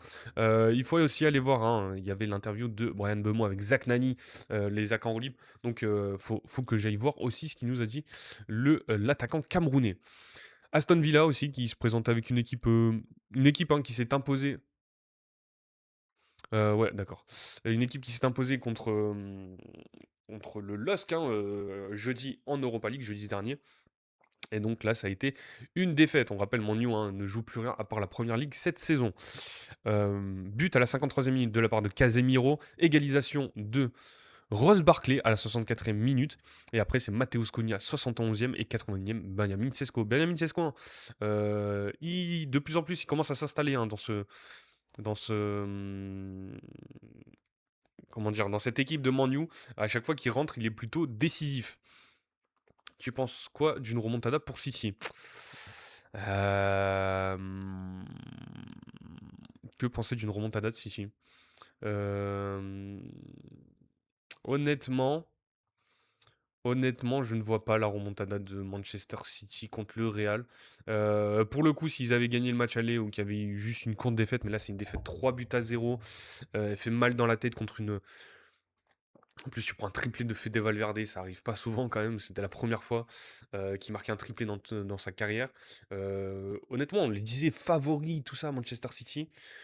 T'en prends 3 au Bernabeu, là t'arrives à l'Etihad. Donc il faut en mettre 4 pour gagner ou 3 pour aller aux prolongations. On connaît, hein, on l'avait dit de toute façon avant ce match. Mais pour le coup, je pensais pas que ça allait être comme ça. Mais on disait qu'il fallait qu'il y ait comment dire, que le Real en Ligue des Champions, c'est vraiment une équipe euh, qui se transcende, oui, j'arrive pas à trouver mes mots. Ouais, mais une équipe qui se transcende, hein. Il y a un Real en Ligue des Champions et un Real en Liga. Et là, du coup, on a eu le Real en Ligue des Champions, donc les 15-16 Ligues des Champions de la part du Real. Euh, et donc, je vois pas forcément une remontée de cette équipe de City, hein, qui a fait match nul ce week-end, qui a perdu 3-0 à l'aller. J'y crois pas forcément. Peut-être que là, une nouvelle fois, je me trompe. Mais et en plus, ils vont faire rater tous mes pronos de huitième de finale. Mais bon, c'est le jeu et je vois pas donc du coup une remontada de City. Pour continuer sur cette journée de Première Ligue, Crystal Palace contre Leeds 0-0 et Liverpool qui a fait match nul contre Tottenham. Donc Liverpool qui a perdu là aussi une nouvelle mauvaise semaine pour Liverpool. Euh, qui a perdu contre Galatasaray en Turquie en Ligue des Champions. Euh, et là, qui fait match nul contre cette équipe de Tottenham, hein, qui s'est fait éclater, on va le dire clairement, qui s'est fait éclater contre l'Atlético Madrid et qui n'est pas du tout en confiance. Mais bon, c'était un match nul en plus à Anfield. Igor Tudor, pour l'instant, est toujours sur le banc de cette équipe de Tottenham. Premier point pris par Igor Tudor avec les Spurs. Toujours beaucoup de blessés. On voit la liste de blessés côté Tottenham, hein. Betancourt, Bergval, Bissouma, Davis, Conor Gallagher qui était malade, Kudus, Kulusevski, Madison, Odeberg, Palinha, Romero, Udogie et Van de Ven qui était suspendu. Voilà toute la liste de blessés de Tottenham. Du coup, ils sont obligés de se présenter avec une équipe un peu mid, voire très très très mid, avec Vicario dans les cages. Euh, je regarde, il n'y avait même pas le. Si, il y avait Kinski, le gardien qui a joué en Ligue des Champions, qui se fait sortir au bout de 17 minutes. Kevin Danso en défense centrale, l'ancien Lensois avec Dragouchine. À gauche, Spence. À droite, Poro. Au milieu de terrain, c'était Pape Matarsar avec Gray. À gauche, Matistel. Souza à droite. Et Richarlison Solanke devant. Côté Liverpool, c'était Alisson dans les cages. Van Dijk, Gomez, pas de Ibrahima, Konaté. Pardon. Robertson à gauche. Sloboslai en latéral droit qui a marqué. McAllister, Gravenberch au milieu de terrain, Goma à gauche, Hugo Ekitike aussi qui n'était pas sur le terrain, qui est rentré à la 64e minute. Ngoma qui a fait Ngumoa pardon, qui a fait un gros match. Florian Wirtz derrière les attaquants. Euh, Koji Gakpo, seul en pointe et Jérémy Frimpong à droite. Voilà, il est un 11 assez spécial quand même de la part de Arne Slot. Pour le coup, lui, il peut faire un peu plus tourner. Je comprends pas pourquoi il a fait ça. Fede Chiesa, hein, il veut pas lui donner du temps de jeu, hein. Il a fait rentrer en fin de match. Je comprends pas pourquoi il le fait pas jouer. Il préfère mettre Frimpong devant avec Sloboslai. Bon, les choix de slot sont un peu incompréhensibles quand même dans cette équipe de Liverpool. Donc voilà, ça a été un match nul totalement mérité, bien fait, hein. Tu veux pas jouer au football, tu te fais punir. Donc dans ce classement de Première Ligue, Arsenal premier, 9 points d'avance avec un match en plus contre Manchester City. Manchester City deuxième avec 61 points. Troisième, Manchester United, 54 points. Qui petit à petit, 7 points d'écart avec City. Pourquoi pas y croire à cette deuxième place, ça m'étonnerait quand même, mais pourquoi pas. Mais par contre, il y a 3 points d'avance avec Aston Villa. Aston Villa qui reste sur 4 matchs sans victoire et 3 défaites. 3 défaites, un nul. Mais qui est toujours quatrième de Première Ligue. 2 points d'avance sur Liverpool, 49 points. Cinquième, hein, donc s'il reste cinquième, le Liverpool, la saison prochaine, ça ira en Ligue Europa. Chelsea 6e, 48 points. 7e Brentford, 44 points. Newcastle, du coup, avec ses 2 victoires, Contre Manchester United et contre Chelsea, ils sont 9e.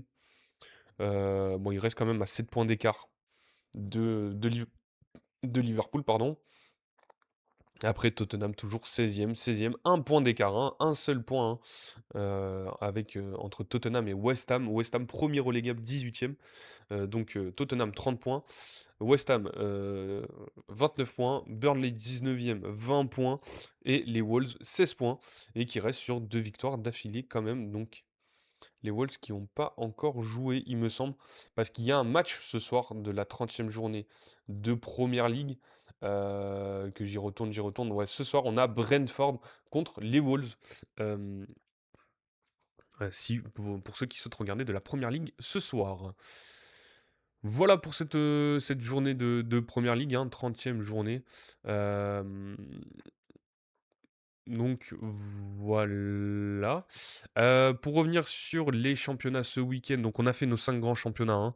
On a parlé Serie A, Liga, Ligue 1, Bundesliga et Première Ligue. On va aller sur la Ligue 2 par contre. Pas... Ligue 2, Ligue 2, Ligue 2. Qu'est-ce que l'on a eu ce week-end? Salut à toi, Néné. Bienvenue une nouvelle fois sur ce live. J'espère que tu vas bien, que tu as passé un bon week-end, mon ami. Euh, Bienvenue une nouvelle fois sur ce live.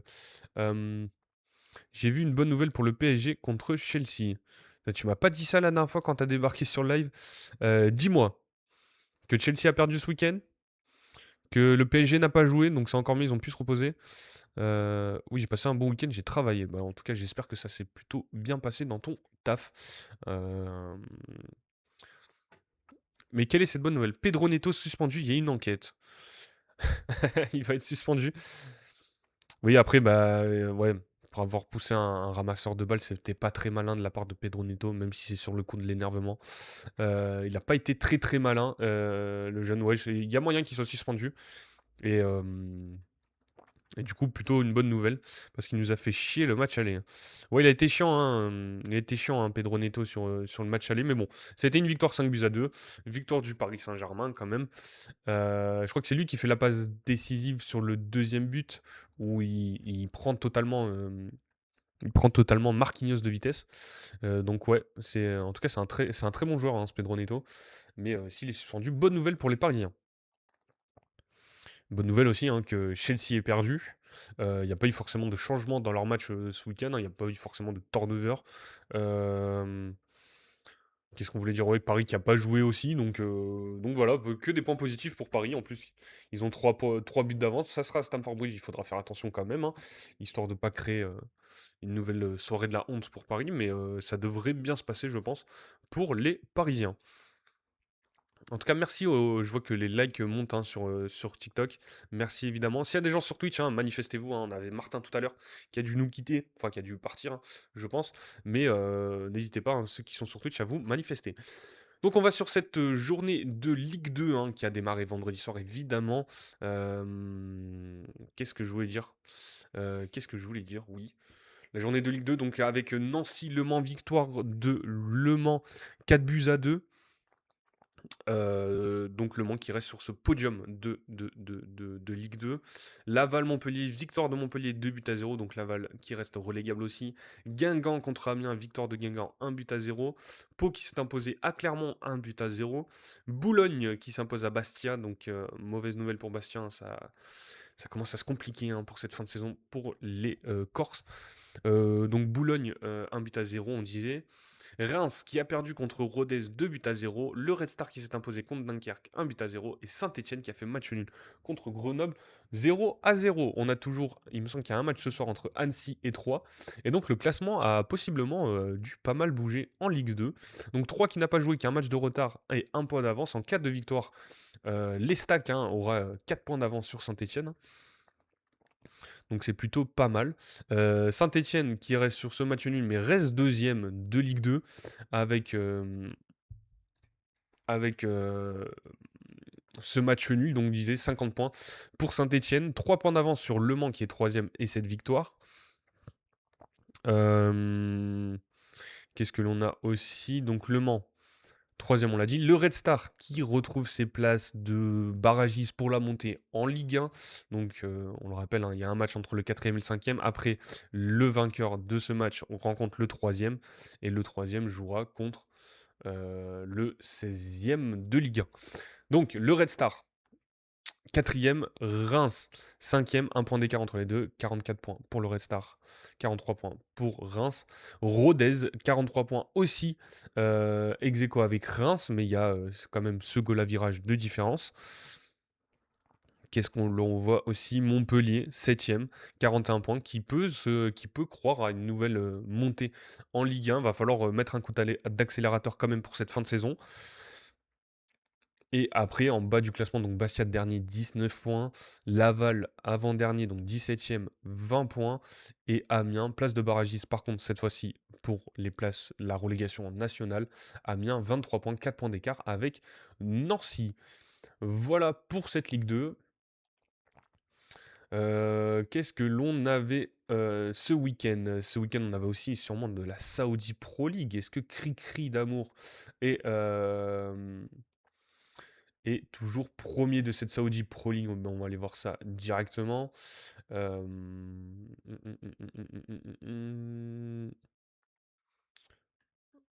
le calendrier que je veux voir. Oui, voilà, les résultats. Donc les résultats de ce week-end.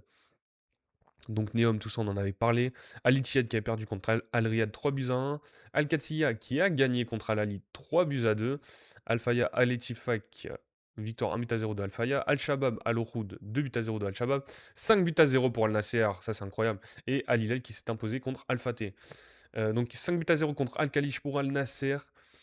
Est-ce que Cri-Cri était titulaire? Moi je veux savoir si Cristiano Ronaldo était pas titulaire. Pas de Cristiano Ronaldo. Alors là, je suis choqué. Choqué et déçu. Mais bon, Al Nasser qui s'impose. Donc 5 buts à 0 contre Al Khalij, on le disait. Grâce à un doublé de Joao Félix, le portugais. Kingsley Coman était bien titulaire. Mohamed Simakan, le français, était bien titulaire aussi en défense centrale. Et c'était Al Hamdan qui remplaçait Cristiano Ronaldo. Mais donc du coup, dans ce classement de Saudi Pro League, le classement, Al Nasser est bien premier avec 3 points d'avance sur Al Hilal qui reste sur.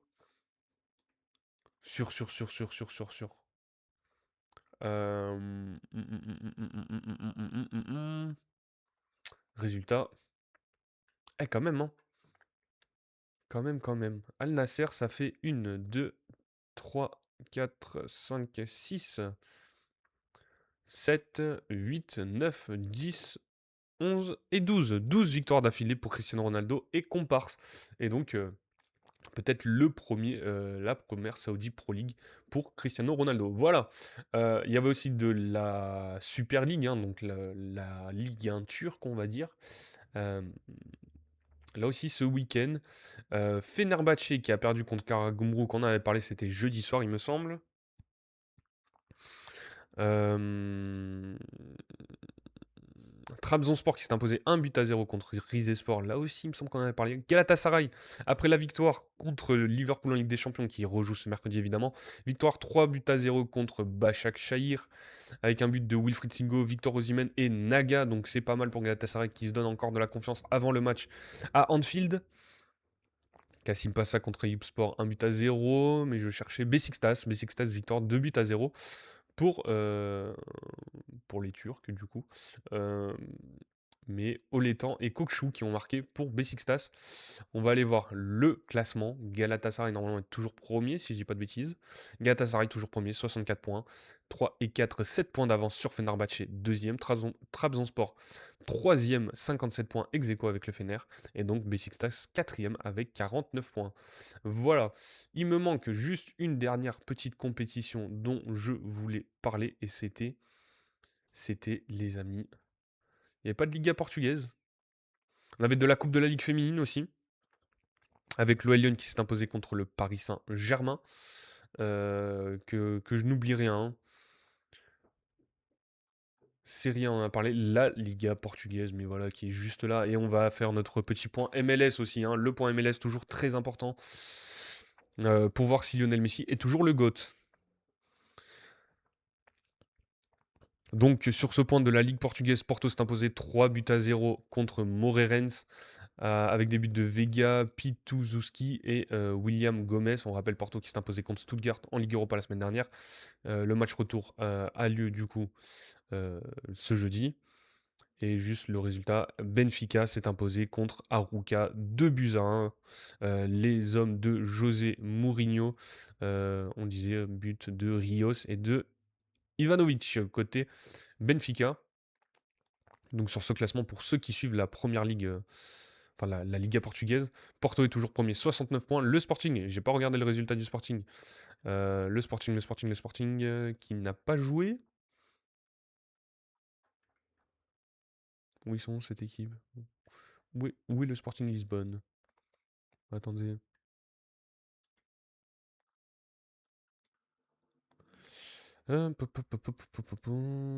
Sporting. Non, ils ont pas joué. Ils ont pas joué ce week-end, calendrier. Le 17. Ils jouent demain. Ah non, ils jouent demain en Ligue des Champions surtout. Bref, pas très grave. Salut Rico. Si c'est Rico, si c'est bien ton pseudo. Bienvenue sur les lives de Farmer. Enfin, de Farmer Streak, pas du tout. De Hattrick FR. Bienvenue. Je sais pas si tu connais le principe, en tout cas, si c'est la première fois que tu viens. En tout cas, bienvenue sur ces lives. On a un live tous les matins, 10h midi, pour revenir sur les résultats des matchs de la veille et discuter football tous les matins. Donc, si tu as des questions, des choses à dire sur ce chat, n'hésite pas. En tout cas, merci d'être présent ce matin. Donc, voilà, si tu as des choses à nous dire, n'hésite pas dans le chat. Tu fais monter. Non, pas forcément. Pas forcément. Si tu as des choses à dire, n'hésite pas hein, dans le chat. Mais euh, faire monter, non, j'ai pas forcément je fais pas forcément ça. Du coup, mais évidemment, si tu souhaites discuter avec nous dans le chat, n'hésite pas. Euh, Qu'est-ce que l'on a donc, on disait sur cette ligue portugaise, le FC Porto contre le Sporting, donc le FC Porto est toujours premier de Liga portugaise, donc 69 points, 7 points d'écart avec le Sporting, deuxième 62 points, ex aequo avec Benfica, troisième 62 points aussi, et Braga quatrième pour ses places en Conference League. Voilà.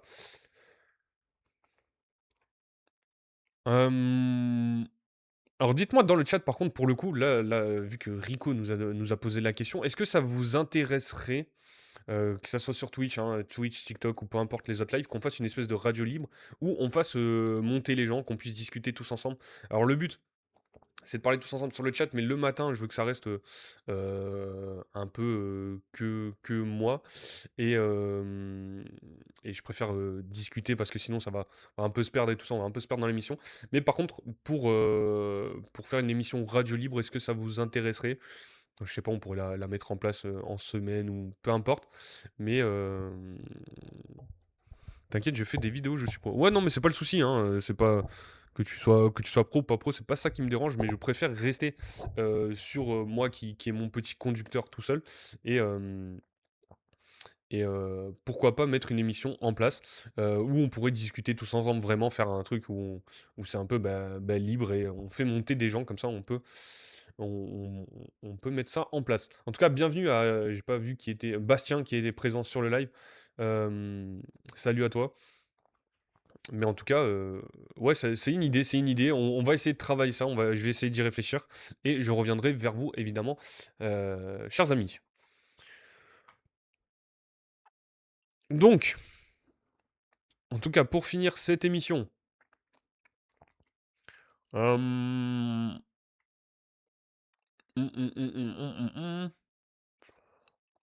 on avait la MLS. Je cherchais quel championnat j'avais oublié. On avait évidemment la MLS ce week-end. Alors c'est un peu mal foutu la MLS pour retrouver les résultats. Voilà, le 14, donc c'était la nuit de vendredi à samedi. Donc en MLS, on a eu pas mal de matchs quand même, hein. On rappelle, il y a 30 équipes. Alors, on avait Toronto FC contre Red Bulls, match nul, un but partout. Atalanta contre Philadelphie Union, 3-1, victoire de... j'allais dire Atalanta, mais c'est Atlanta, pardon. On est des Américains. Columbus Crew contre Nashville, 1-0 pour Nashville. Orlando City s'est imposé contre le CF Montréal, 2-1. New York City contre les Colorado Rapids. Victoire de New York City, 3-1. L'Inter Miami qui a fait match nul contre Charlotte, hein, donc l'équipe de Lionel Messi contre l'équipe de Wilfried Zaha, pour ceux qui se souviennent. Houston Dynamo, victoire 3-2 contre les Portland Timbers. Dallas, San Diego, 3 buts partout. Chicago Fire, DC United, victoire de DC United, 2-1. Real Salt Lake contre Austin FC, victoire de Real Salt Lake, 2-1. Los Angeles Galaxy a perdu contre le Sporting Kansas City, 2-1. Los Angeles FC, victoire 2-0 contre Saint-Louis. Hugo Lloris, toujours titulaire dans les cages, hein, je voulais juste vérifier ça. Hugo Lloris, bien titulaire dans les cages du Los Angeles FC. New England Revolution, 6-1 contre Cincinnati. Vancouver Whitecaps, 6-0 contre Minnesota. Là aussi, Vancouver. Vancouver. Pas de... Thomas Müller, il est parti, les amis? Je me pose la question, je le vois plus forcément. Ah non, Thomas Müller, il est rentré. Il est rentré à la 77e minute, et donc son équipe s'est imposée 6-0 contre Minnesota. Qu'est-ce qu'on disait aussi? Mon Rico, ça... Putain, mais c'est une communauté qui se connaît déjà dans mon live. San Jose Earthquakes contre Seattle Sounders. Et donc victoire du Seattle Sounders hier, 1-0. On live ensemble, c'est pour ça. D'accord. Ok. Vous faites des lives sur supporters de Tottenham. Ça, c'est pas ok, quoi. Vous faites des lives sur Twitch, TikTok, YouTube, Facebook. Dites-moi, comme ça, je pourrais aller checker moi aussi de mon côté, quand même. Ça fait plaisir si on peut s'entraider entre mecs qui fait des lives. Donne-lui du courage à 21h avec ALK. Viens. Sur Twitch, sur TikTok. Il y a du monde, des fois, tu es le bienvenu. Eh ben écoute, je passerai. C'est 21h tous les soirs ou il y a un jour en particulier? Oui, TikTok. Ok. Donc ce soir 21h, live sur la chaîne de Rico, c'est ça?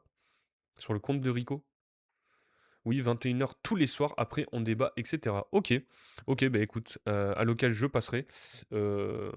je passerai si j'y pense, si j'oublie pas, des fois il y a des choses que j'oublie. Mais bah écoute, à l'occasion, en tout cas force à vous les gars, j'espère que ça avancera pour vous aussi, de votre côté. Non, c'est ALK, mais si tu veux, regarde quand Rico rejoint, tu iras sur son profil. Tu bosses cet après-midi. Oui, normalement, enfin, je devrais bosser sur mes prochaines vidéos. Donc, merci beaucoup. Euh, Évidemment, hein, cet après, on va travailler sur l'émission Farmer Street pour essayer de faire une émission qualitative. Pour mardi ou mercredi, normalement, ça sera Farmer Street, l'émission où l'on revient sur chaque journée de Ligue 1. Mais en tout cas, c'est cool qu'il y ait des créateurs et qu'on puisse parler tous ensemble football. Il y a de la place pour tout le monde, j'espère en tout cas. Voilà, donc pour ce week-end foot, du coup j'étais en train de parler, j'ai un peu perdu le fil de mon émission. Enfin de mon émission. De ce live, je pense qu'on a fait le tour sur tout ce dont on voulait parler. On peut même aller checker les Révédisés, un championnat dont on parle pas forcément souvent, qui est toujours très intéressant, si je le retrouve évidemment dans cette histoire. Euh, Hop, comme ça on fait un point complet sur ce week-end. Hop, est-ce que je l'ai? Paraguay, non. Pays-Bas, voilà, Eredivisie. Sur les résultats de ce week-end. Donc, Zol contre Groningen, un but partout, d'accord, ça on s'en fiche un peu. Le PSV qui a perdu contre Nijmegen, 2-3. Volendam, Sittard, victoire de Sittard. Bon, je connais pas forcément, hein, par contre, les redivisés. L'Ajax qui a gagné 4-0 contre le Sparta Rotterdam. Utrecht qui s'est imposé contre Twente. Feyenoord, 2-1 contre Excelsior. L'Alkmaar 4-0 contre Heracles. Et Go Ahead Eagles 6-0 contre Breda. Mais le classement de cette Eredivisie, il ressemble à quoi? Le PSV toujours premier, 68 points. Putain, mais il y a 16 points d'écart entre le PSV et Feyenoord. C'est énorme. Les mecs, vraiment, les mecs peuvent quasiment dormir sur leurs deux oreilles, quoi. Donc Feyenoord deuxième, Nijmegen du coup troisième de cette Eredivisie. Et donc l'Ajax est quatrième. Euh, L'Ajax est quatrième avec 47 points. Donc ce qui est fou déjà, c'est qu'il y ait autant de points entre l'Ajax et le PSV. Enfin, le PSV fait énorme, mais là, l'Ajax 47 points, je suis assez choqué. Mais bon, c'est c'est la magie du foot, on va dire ça comme ça. Donc voilà, pour ce championnat hollandais. Je pense qu'on a fait le tour. Est-ce que j'oublie, est-ce qu'on avait, je sais pas moi, de la Ligue féminine? Est-ce que la D1 Arkema avait lieu ce week-end? Je crois pas en plus, hein. On avait la Coupe de France, la Coupe de la Ligue, donc en Coupe de France, Nantes, Strasbourg, 1 but à 0 pour Strasbourg. Le PFC s'est imposé 2 buts à 0 contre Caen en Coupe de France féminine, je le rappelle. Non, la MLS, on a fait un. Donc, sur le football féminin, on va quand même aller sur le football féminin parce que ça nous intéresse. Donc, c'était la finale hein, entre l'OL Lyon. Donc c'était un match à Abidjan. C'est vrai qu'il y avait. En fait, c'était le match. C'était ça le match à Abidjan. Donc il y a une Coupe de la Ligue féminine qui a été instaurée, il me semble, il y a quelques temps, hein. C'est la première édition.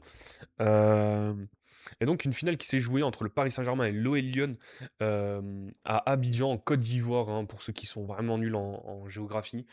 Euh, et donc. euh, Et donc c'est une victoire de l'OL Lyon tout simplement, hein. On l'a passé très vite, mais voilà, sur les compos. Putain, par contre, OK, donc on avait bien Khadija Toudjani titulaire, hein, Eps aussi, Ada Egerberg, Wendy Renard, la capitaine lyonnaise, Tabitha Chawinga aussi, Selma Bacha. Vraiment une équipe de haut niveau, Dumornay aussi. Après les autres, je connais un peu moins, Igurola et Engen, j'avoue que je connais moins Lawrence aussi. Côté PSG, on avait bien De Almeida, la française, Kanjinga, Sakina Karchaoui, la capitaine parisienne quand même. Et Lechter devant avec Grejembok sur les côtés sûrement et Samoura en défense. Et en tout cas, ça a été une victoire de la part de l'Oignon. 1 but à 0 sur un but de Dumornay. Aïe aïe aïe. Hop. Alors, désolé, hein, les aléas du direct.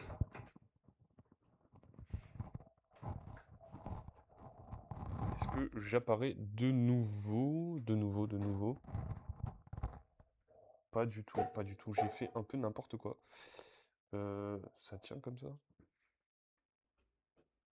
Ok, vous me voyez là. Bon, je suis peut-être un peu penché, mais ça devrait le faire pour cette fin de live, quoi. Il reste 15 minutes. Euh, Ouais, ouais, bon, on va finir comme ça. Désolé hein, pour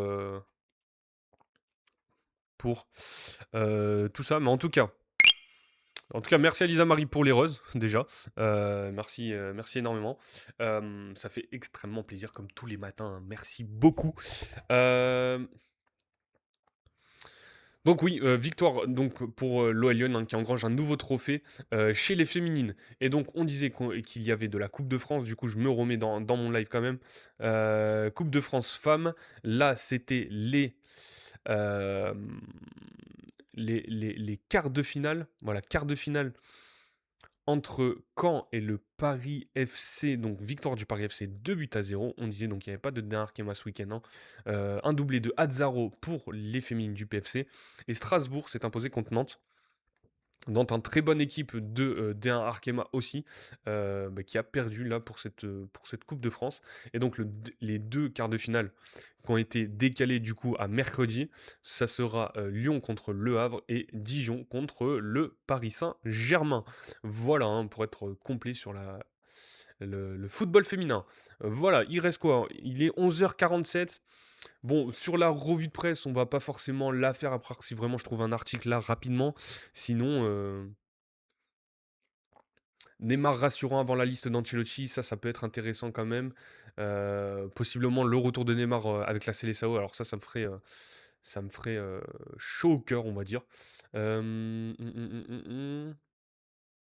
Mbappé et Bellingham seront présents à Manchester, donc à Manchester City hein, pour le match. Donc ça, c'est plutôt pas mal aussi. Euh,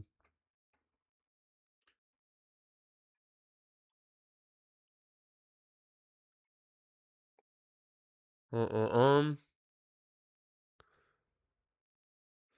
Les Français du week-end, c'est plutôt pas mal ça, non? Ou sinon, le quiz, avez-vous bien suivi le week-end européen? On va juste aller sur les Français du week-end quand même, pour voir s'il y a deux trois joueurs, pour en découvrir surtout.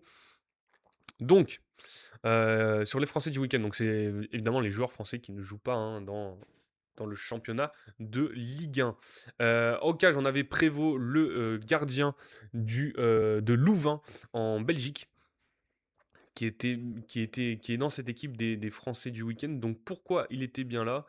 À Louvain, Maxence Prévost profite de la blessure de Tob Leysen pour faire son trou. Pour sa cinquième titularisation d'affilée en Jupiler League, le gardien de 28 ans formé à Sochaux a connu son premier clean sheet face à Charleroi. Un match où il a apporté son écho car il a réalisé plusieurs arrêts. Le dernier à bout portant tout en se montrant impérial dans les airs. La performance appelant la chance, il a été sauvé par un de ses défenseurs sur la ligne en fin de partie. Son équipe prend 3 points et peut toujours rêver du maintien. Donc voilà, pour ceux qui connaissent pas, même moi je ne connais pas du tout, Maxence Prévost dans les Français du week-end. William Saliba avec la victoire d'Arsenal, évidemment, hein, clean sheet pour cette équipe d'Arsenal.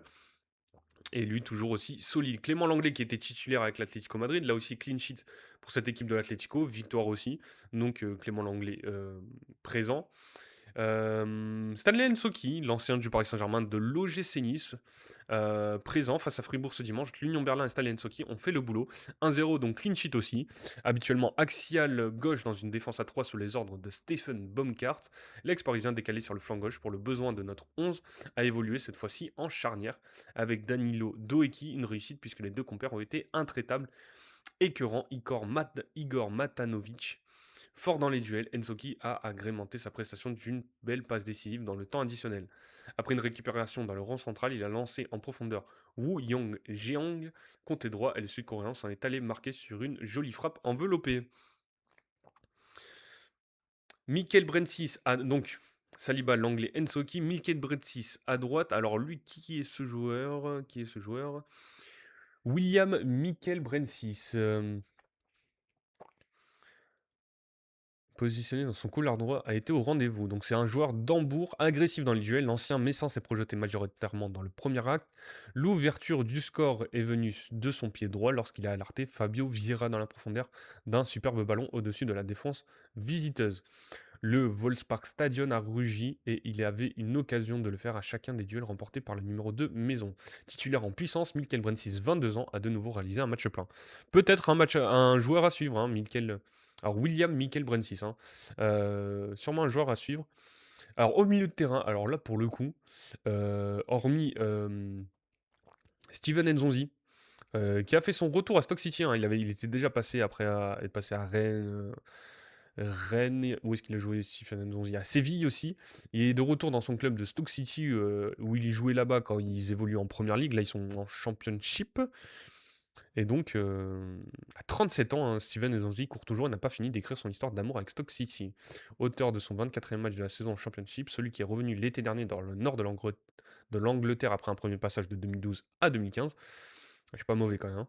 Ne montre pas de signe de déclin. Acteur majeur du succès des Potters à Watford samedi, le champion du monde 2018 a été impérial dans les airs avec son 1,96 m. En plus d'imprimer le tempo en orientant le jeu à bon escient, omniprésent, l'ex-international français a même failli marquer d'une tête sur connard, une victoire qui fait du bien. Stock végétant au 13e rang du classement. Julien Ponceau, joueur de Valladolid, hein. Là, ça me dit un peu plus aussi quelque chose. Dans le cœur de la course au maintien en Liga 2 entre Madrid et Castille-Léon, ce sont les Provinciaux qui l'ont emporté et dans ce succès crucial, Julien Ponceau a pesé. L'ex-Lorientais, parti l'été dernier alors qu'il venait de vivre une montée avec son club formateur, avait fait un pari s'il peut. Semble perdant pour le moment, le numéro 21 fait l'unanimité dans son nouveau club Élu joueur du mois de février, il brille par sa technique dans un championnat qui sied à merveille à ses qualités. Au bout d'une partie réussie, sa remise de la tête pour son partenaire Marcos André sur le but du 2-1 est superbe. Elias Mahmoud, alors là je connais pas du tout pour le coup. Fait sa toute première apparition dans notre équipe, le milieu droit de Randers FC. Euh, ouais. s'est illustré vendredi sur le terrain de Frederica lors de l'ouverture des play-out de Superliga danoise. D'accord. Le numéro 11, auteur d'une galette sur l'ouverture du score de son équipe, a ensuite trouvé la faille à 10 minutes du terme d'une superbe frappe du gauche, entrée avec l'aide du poteau. Formé à Châteauroux, chez qui il n'a jamais eu sa chance en pro, il s'est lancé au Havre, devenant indiscutable en 2022-2023, l'année de la montée en Ligue 2. Le revoilà sur le devant de la scène à 25 ans.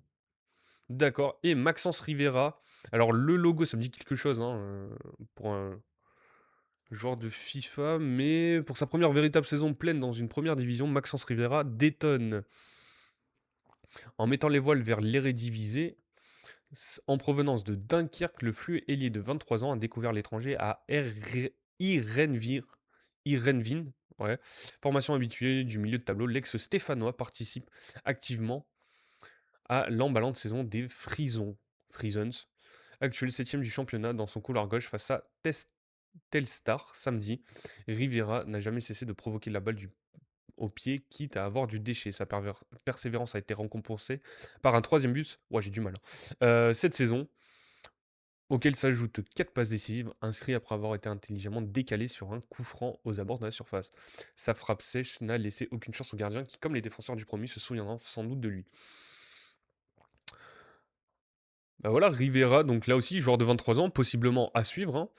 Et donc, il nous reste l'attaquant, les deux attaquants, Arnaud Calimundo, donc on connaît, l'ancien Rennais, l'ancien Parisien, qui a rejoint l'Eintracht Francfort en milieu de saison, hein, après 6 mois pas très concluants du côté de de Nottingham Forest.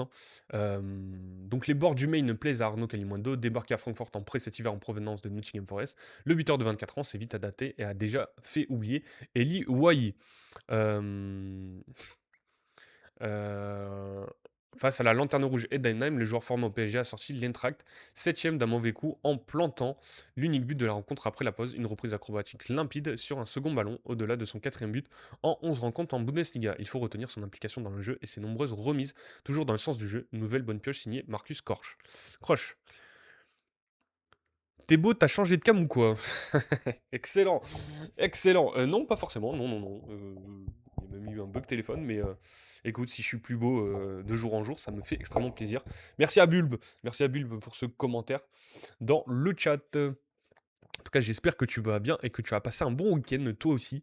Euh, et donc, bienvenue pour cette nouvelle semaine. J'espère que tout se passe bien pour toi et que tout se passe bien au travail. On est à 4600 likes sur le live, ça fait extrêmement plaisir les amis, une nouvelle fois pour démarrer cette semaine, c'est plutôt cool. Et enfin, je voulais quand même finir avec ces Gilles de Corse qui nous rejoint aussi. Euh, Décidément, bienvenue à vous deux les amis, et j'espère que vous allez bien en tout cas. Euh, oui, pour finir sur les Français du week-end, on avait aussi donc, comment il s'appelle le frérot? Brighton Labo. Toon roule sur la Super League suisse, mais dans ce tube collectif, Brighton Labo a du mal sur le plan statistique. 2 buts avant ce week-end. Alors pour y remédier, le Martiniquais a brillé avec Grasport. Sur une pelouse très enneigée, titulaire dans une attaque à 2, l'ex-Guingampais a beaucoup travaillé dos au but entre duel aérien et habile jeu en remise. Sa débauche d'énergie a été récompensée après la pause avec un but, puis une passe décisive. Auteur depuis le côté droit de la surface d'un subtil lob tout en touché, il a ensuite régalé son compère d'attaque Elmin Rastoder en le lançant idéalement vers le but. Certainement son match le plus abouti depuis son arrivée l'été dernier. Est-ce que Ciotti va pouvoir apporter un plus à l'OGC Nice? Bonne question ça. Bonne question. Que dire? Évidemment, on parlera pas forcément politique ici. Je sais même pas, j'avoue que les municipales, je m'y suis très peu intéressé. Surtout à Nice, hein, on sait que C'est 2 personnages forts de la ville de Nice, hein, qui s'affrontent et on verra du coup pour le deuxième tour, hein, peut-être ça sera, déjà un peu plus, je m'y intéresserai un peu plus. Voilà tout. Heu, on va finir quand même ce live, hein, il est 11h58. Mais en tout cas, il faut aller voter les amis, hein, même si si ça vous intéresse pas forcément, il faut aller voter. Hem Ouais, donc quiz sur le football européen. Est-ce qu'on a bien suivi le week-end football? Donc, pour finir ce live, qui est devenu le plus jeune buteur de l'histoire de la Première Ligue? Max Doman. La pépite d'Arsenal a inscrit son premier but lors de la victoire des Gunners face à Everton, à 16 ans et quelques jours, hein, 200 et quelques jours, il me semble. Où a signé Alexandra Pope, l'attaquante phare de Wolfsburg? Lyon.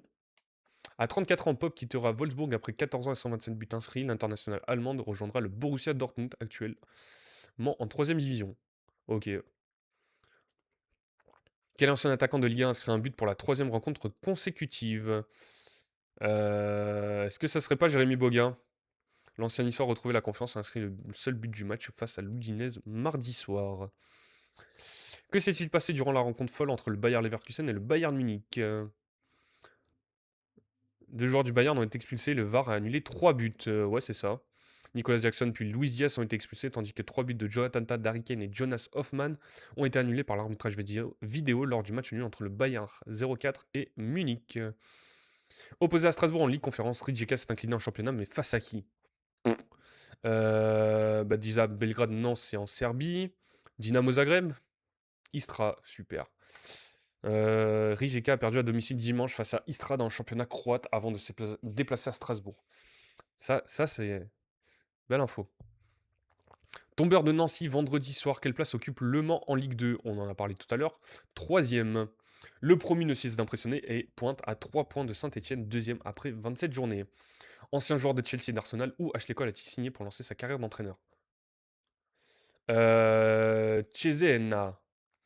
L'ex-latéral va commencer sa carrière d'entraîneur principal en Série B avec Cesena, 8ème du championnat. Donc Ashley Cole est coach, ça on savait pas.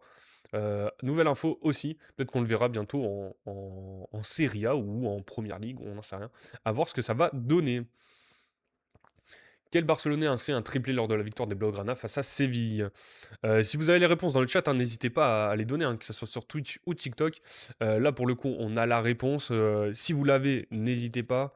Quel Barcelonais a inscrit un triplé lors de la victoire des Blaugrana face à Séville? Rafinha. Le Brésilien a inscrit 2 buts sur pénalty en première période avant de profiter d'une déviation favorable pour son troisième but. Quelle rencontre a été la plus prolifique en Ligue 1 lors de la 26e journée? Ça sera Metz-Toulouse avec 4 buts à 3. 7 buts ont été inscrits, Toulouse inscrivant le but de la victoire à 99 plus 9 face à Metz.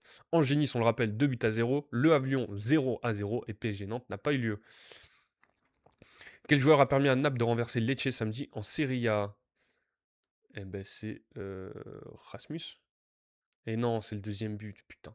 Capitaine du Napoli a délivré une passe décisive avant d'inscrire le but de la victoire. 7 sur 10 pour le week-end européen. C'est plutôt pas mal les amis, je pense. On va s'arrêter là. Midi 2, 7 sur 10 au quiz. On a fait le tour de tous les championnats européens. On a fait une dizaine quasiment. On a parlé de football féminin. On n'a pas fait forcément de revue de presse. On la fera demain, hein. Il y aura pas mal de choses à dire avec la Ligue des Champions. En tout cas, je vous souhaite de passer une bonne journée. Pour ceux qui sont au travail ou non, force à tout le monde. Il est midi, donc un bon appétit. Et évidemment, nous, on se retrouve demain, 10h midi. N'hésitez pas à aller voir la chaîne YouTube, évidemment. À me suivre sur Twitch pour les prochains lives, sur TikTok. À me suivre aussi sur les réseaux sociaux, que ce soit Instagram ou Facebook, Snapchat, X aussi. Qu'est-ce que j'oublie aussi? Les plateformes de podcast, Apple Podcast, Spotify, Deezer, Amazon Music, on est présent, et même les autres plateformes, alors je les connais pas trop les autres, mais on est présent aussi. Qu'est-ce que j'oublie? J'oublie pas forcément, donc je vous souhaite un bon appétit, une bonne fin de journée, et on se retrouve demain les amis, ciao ciao!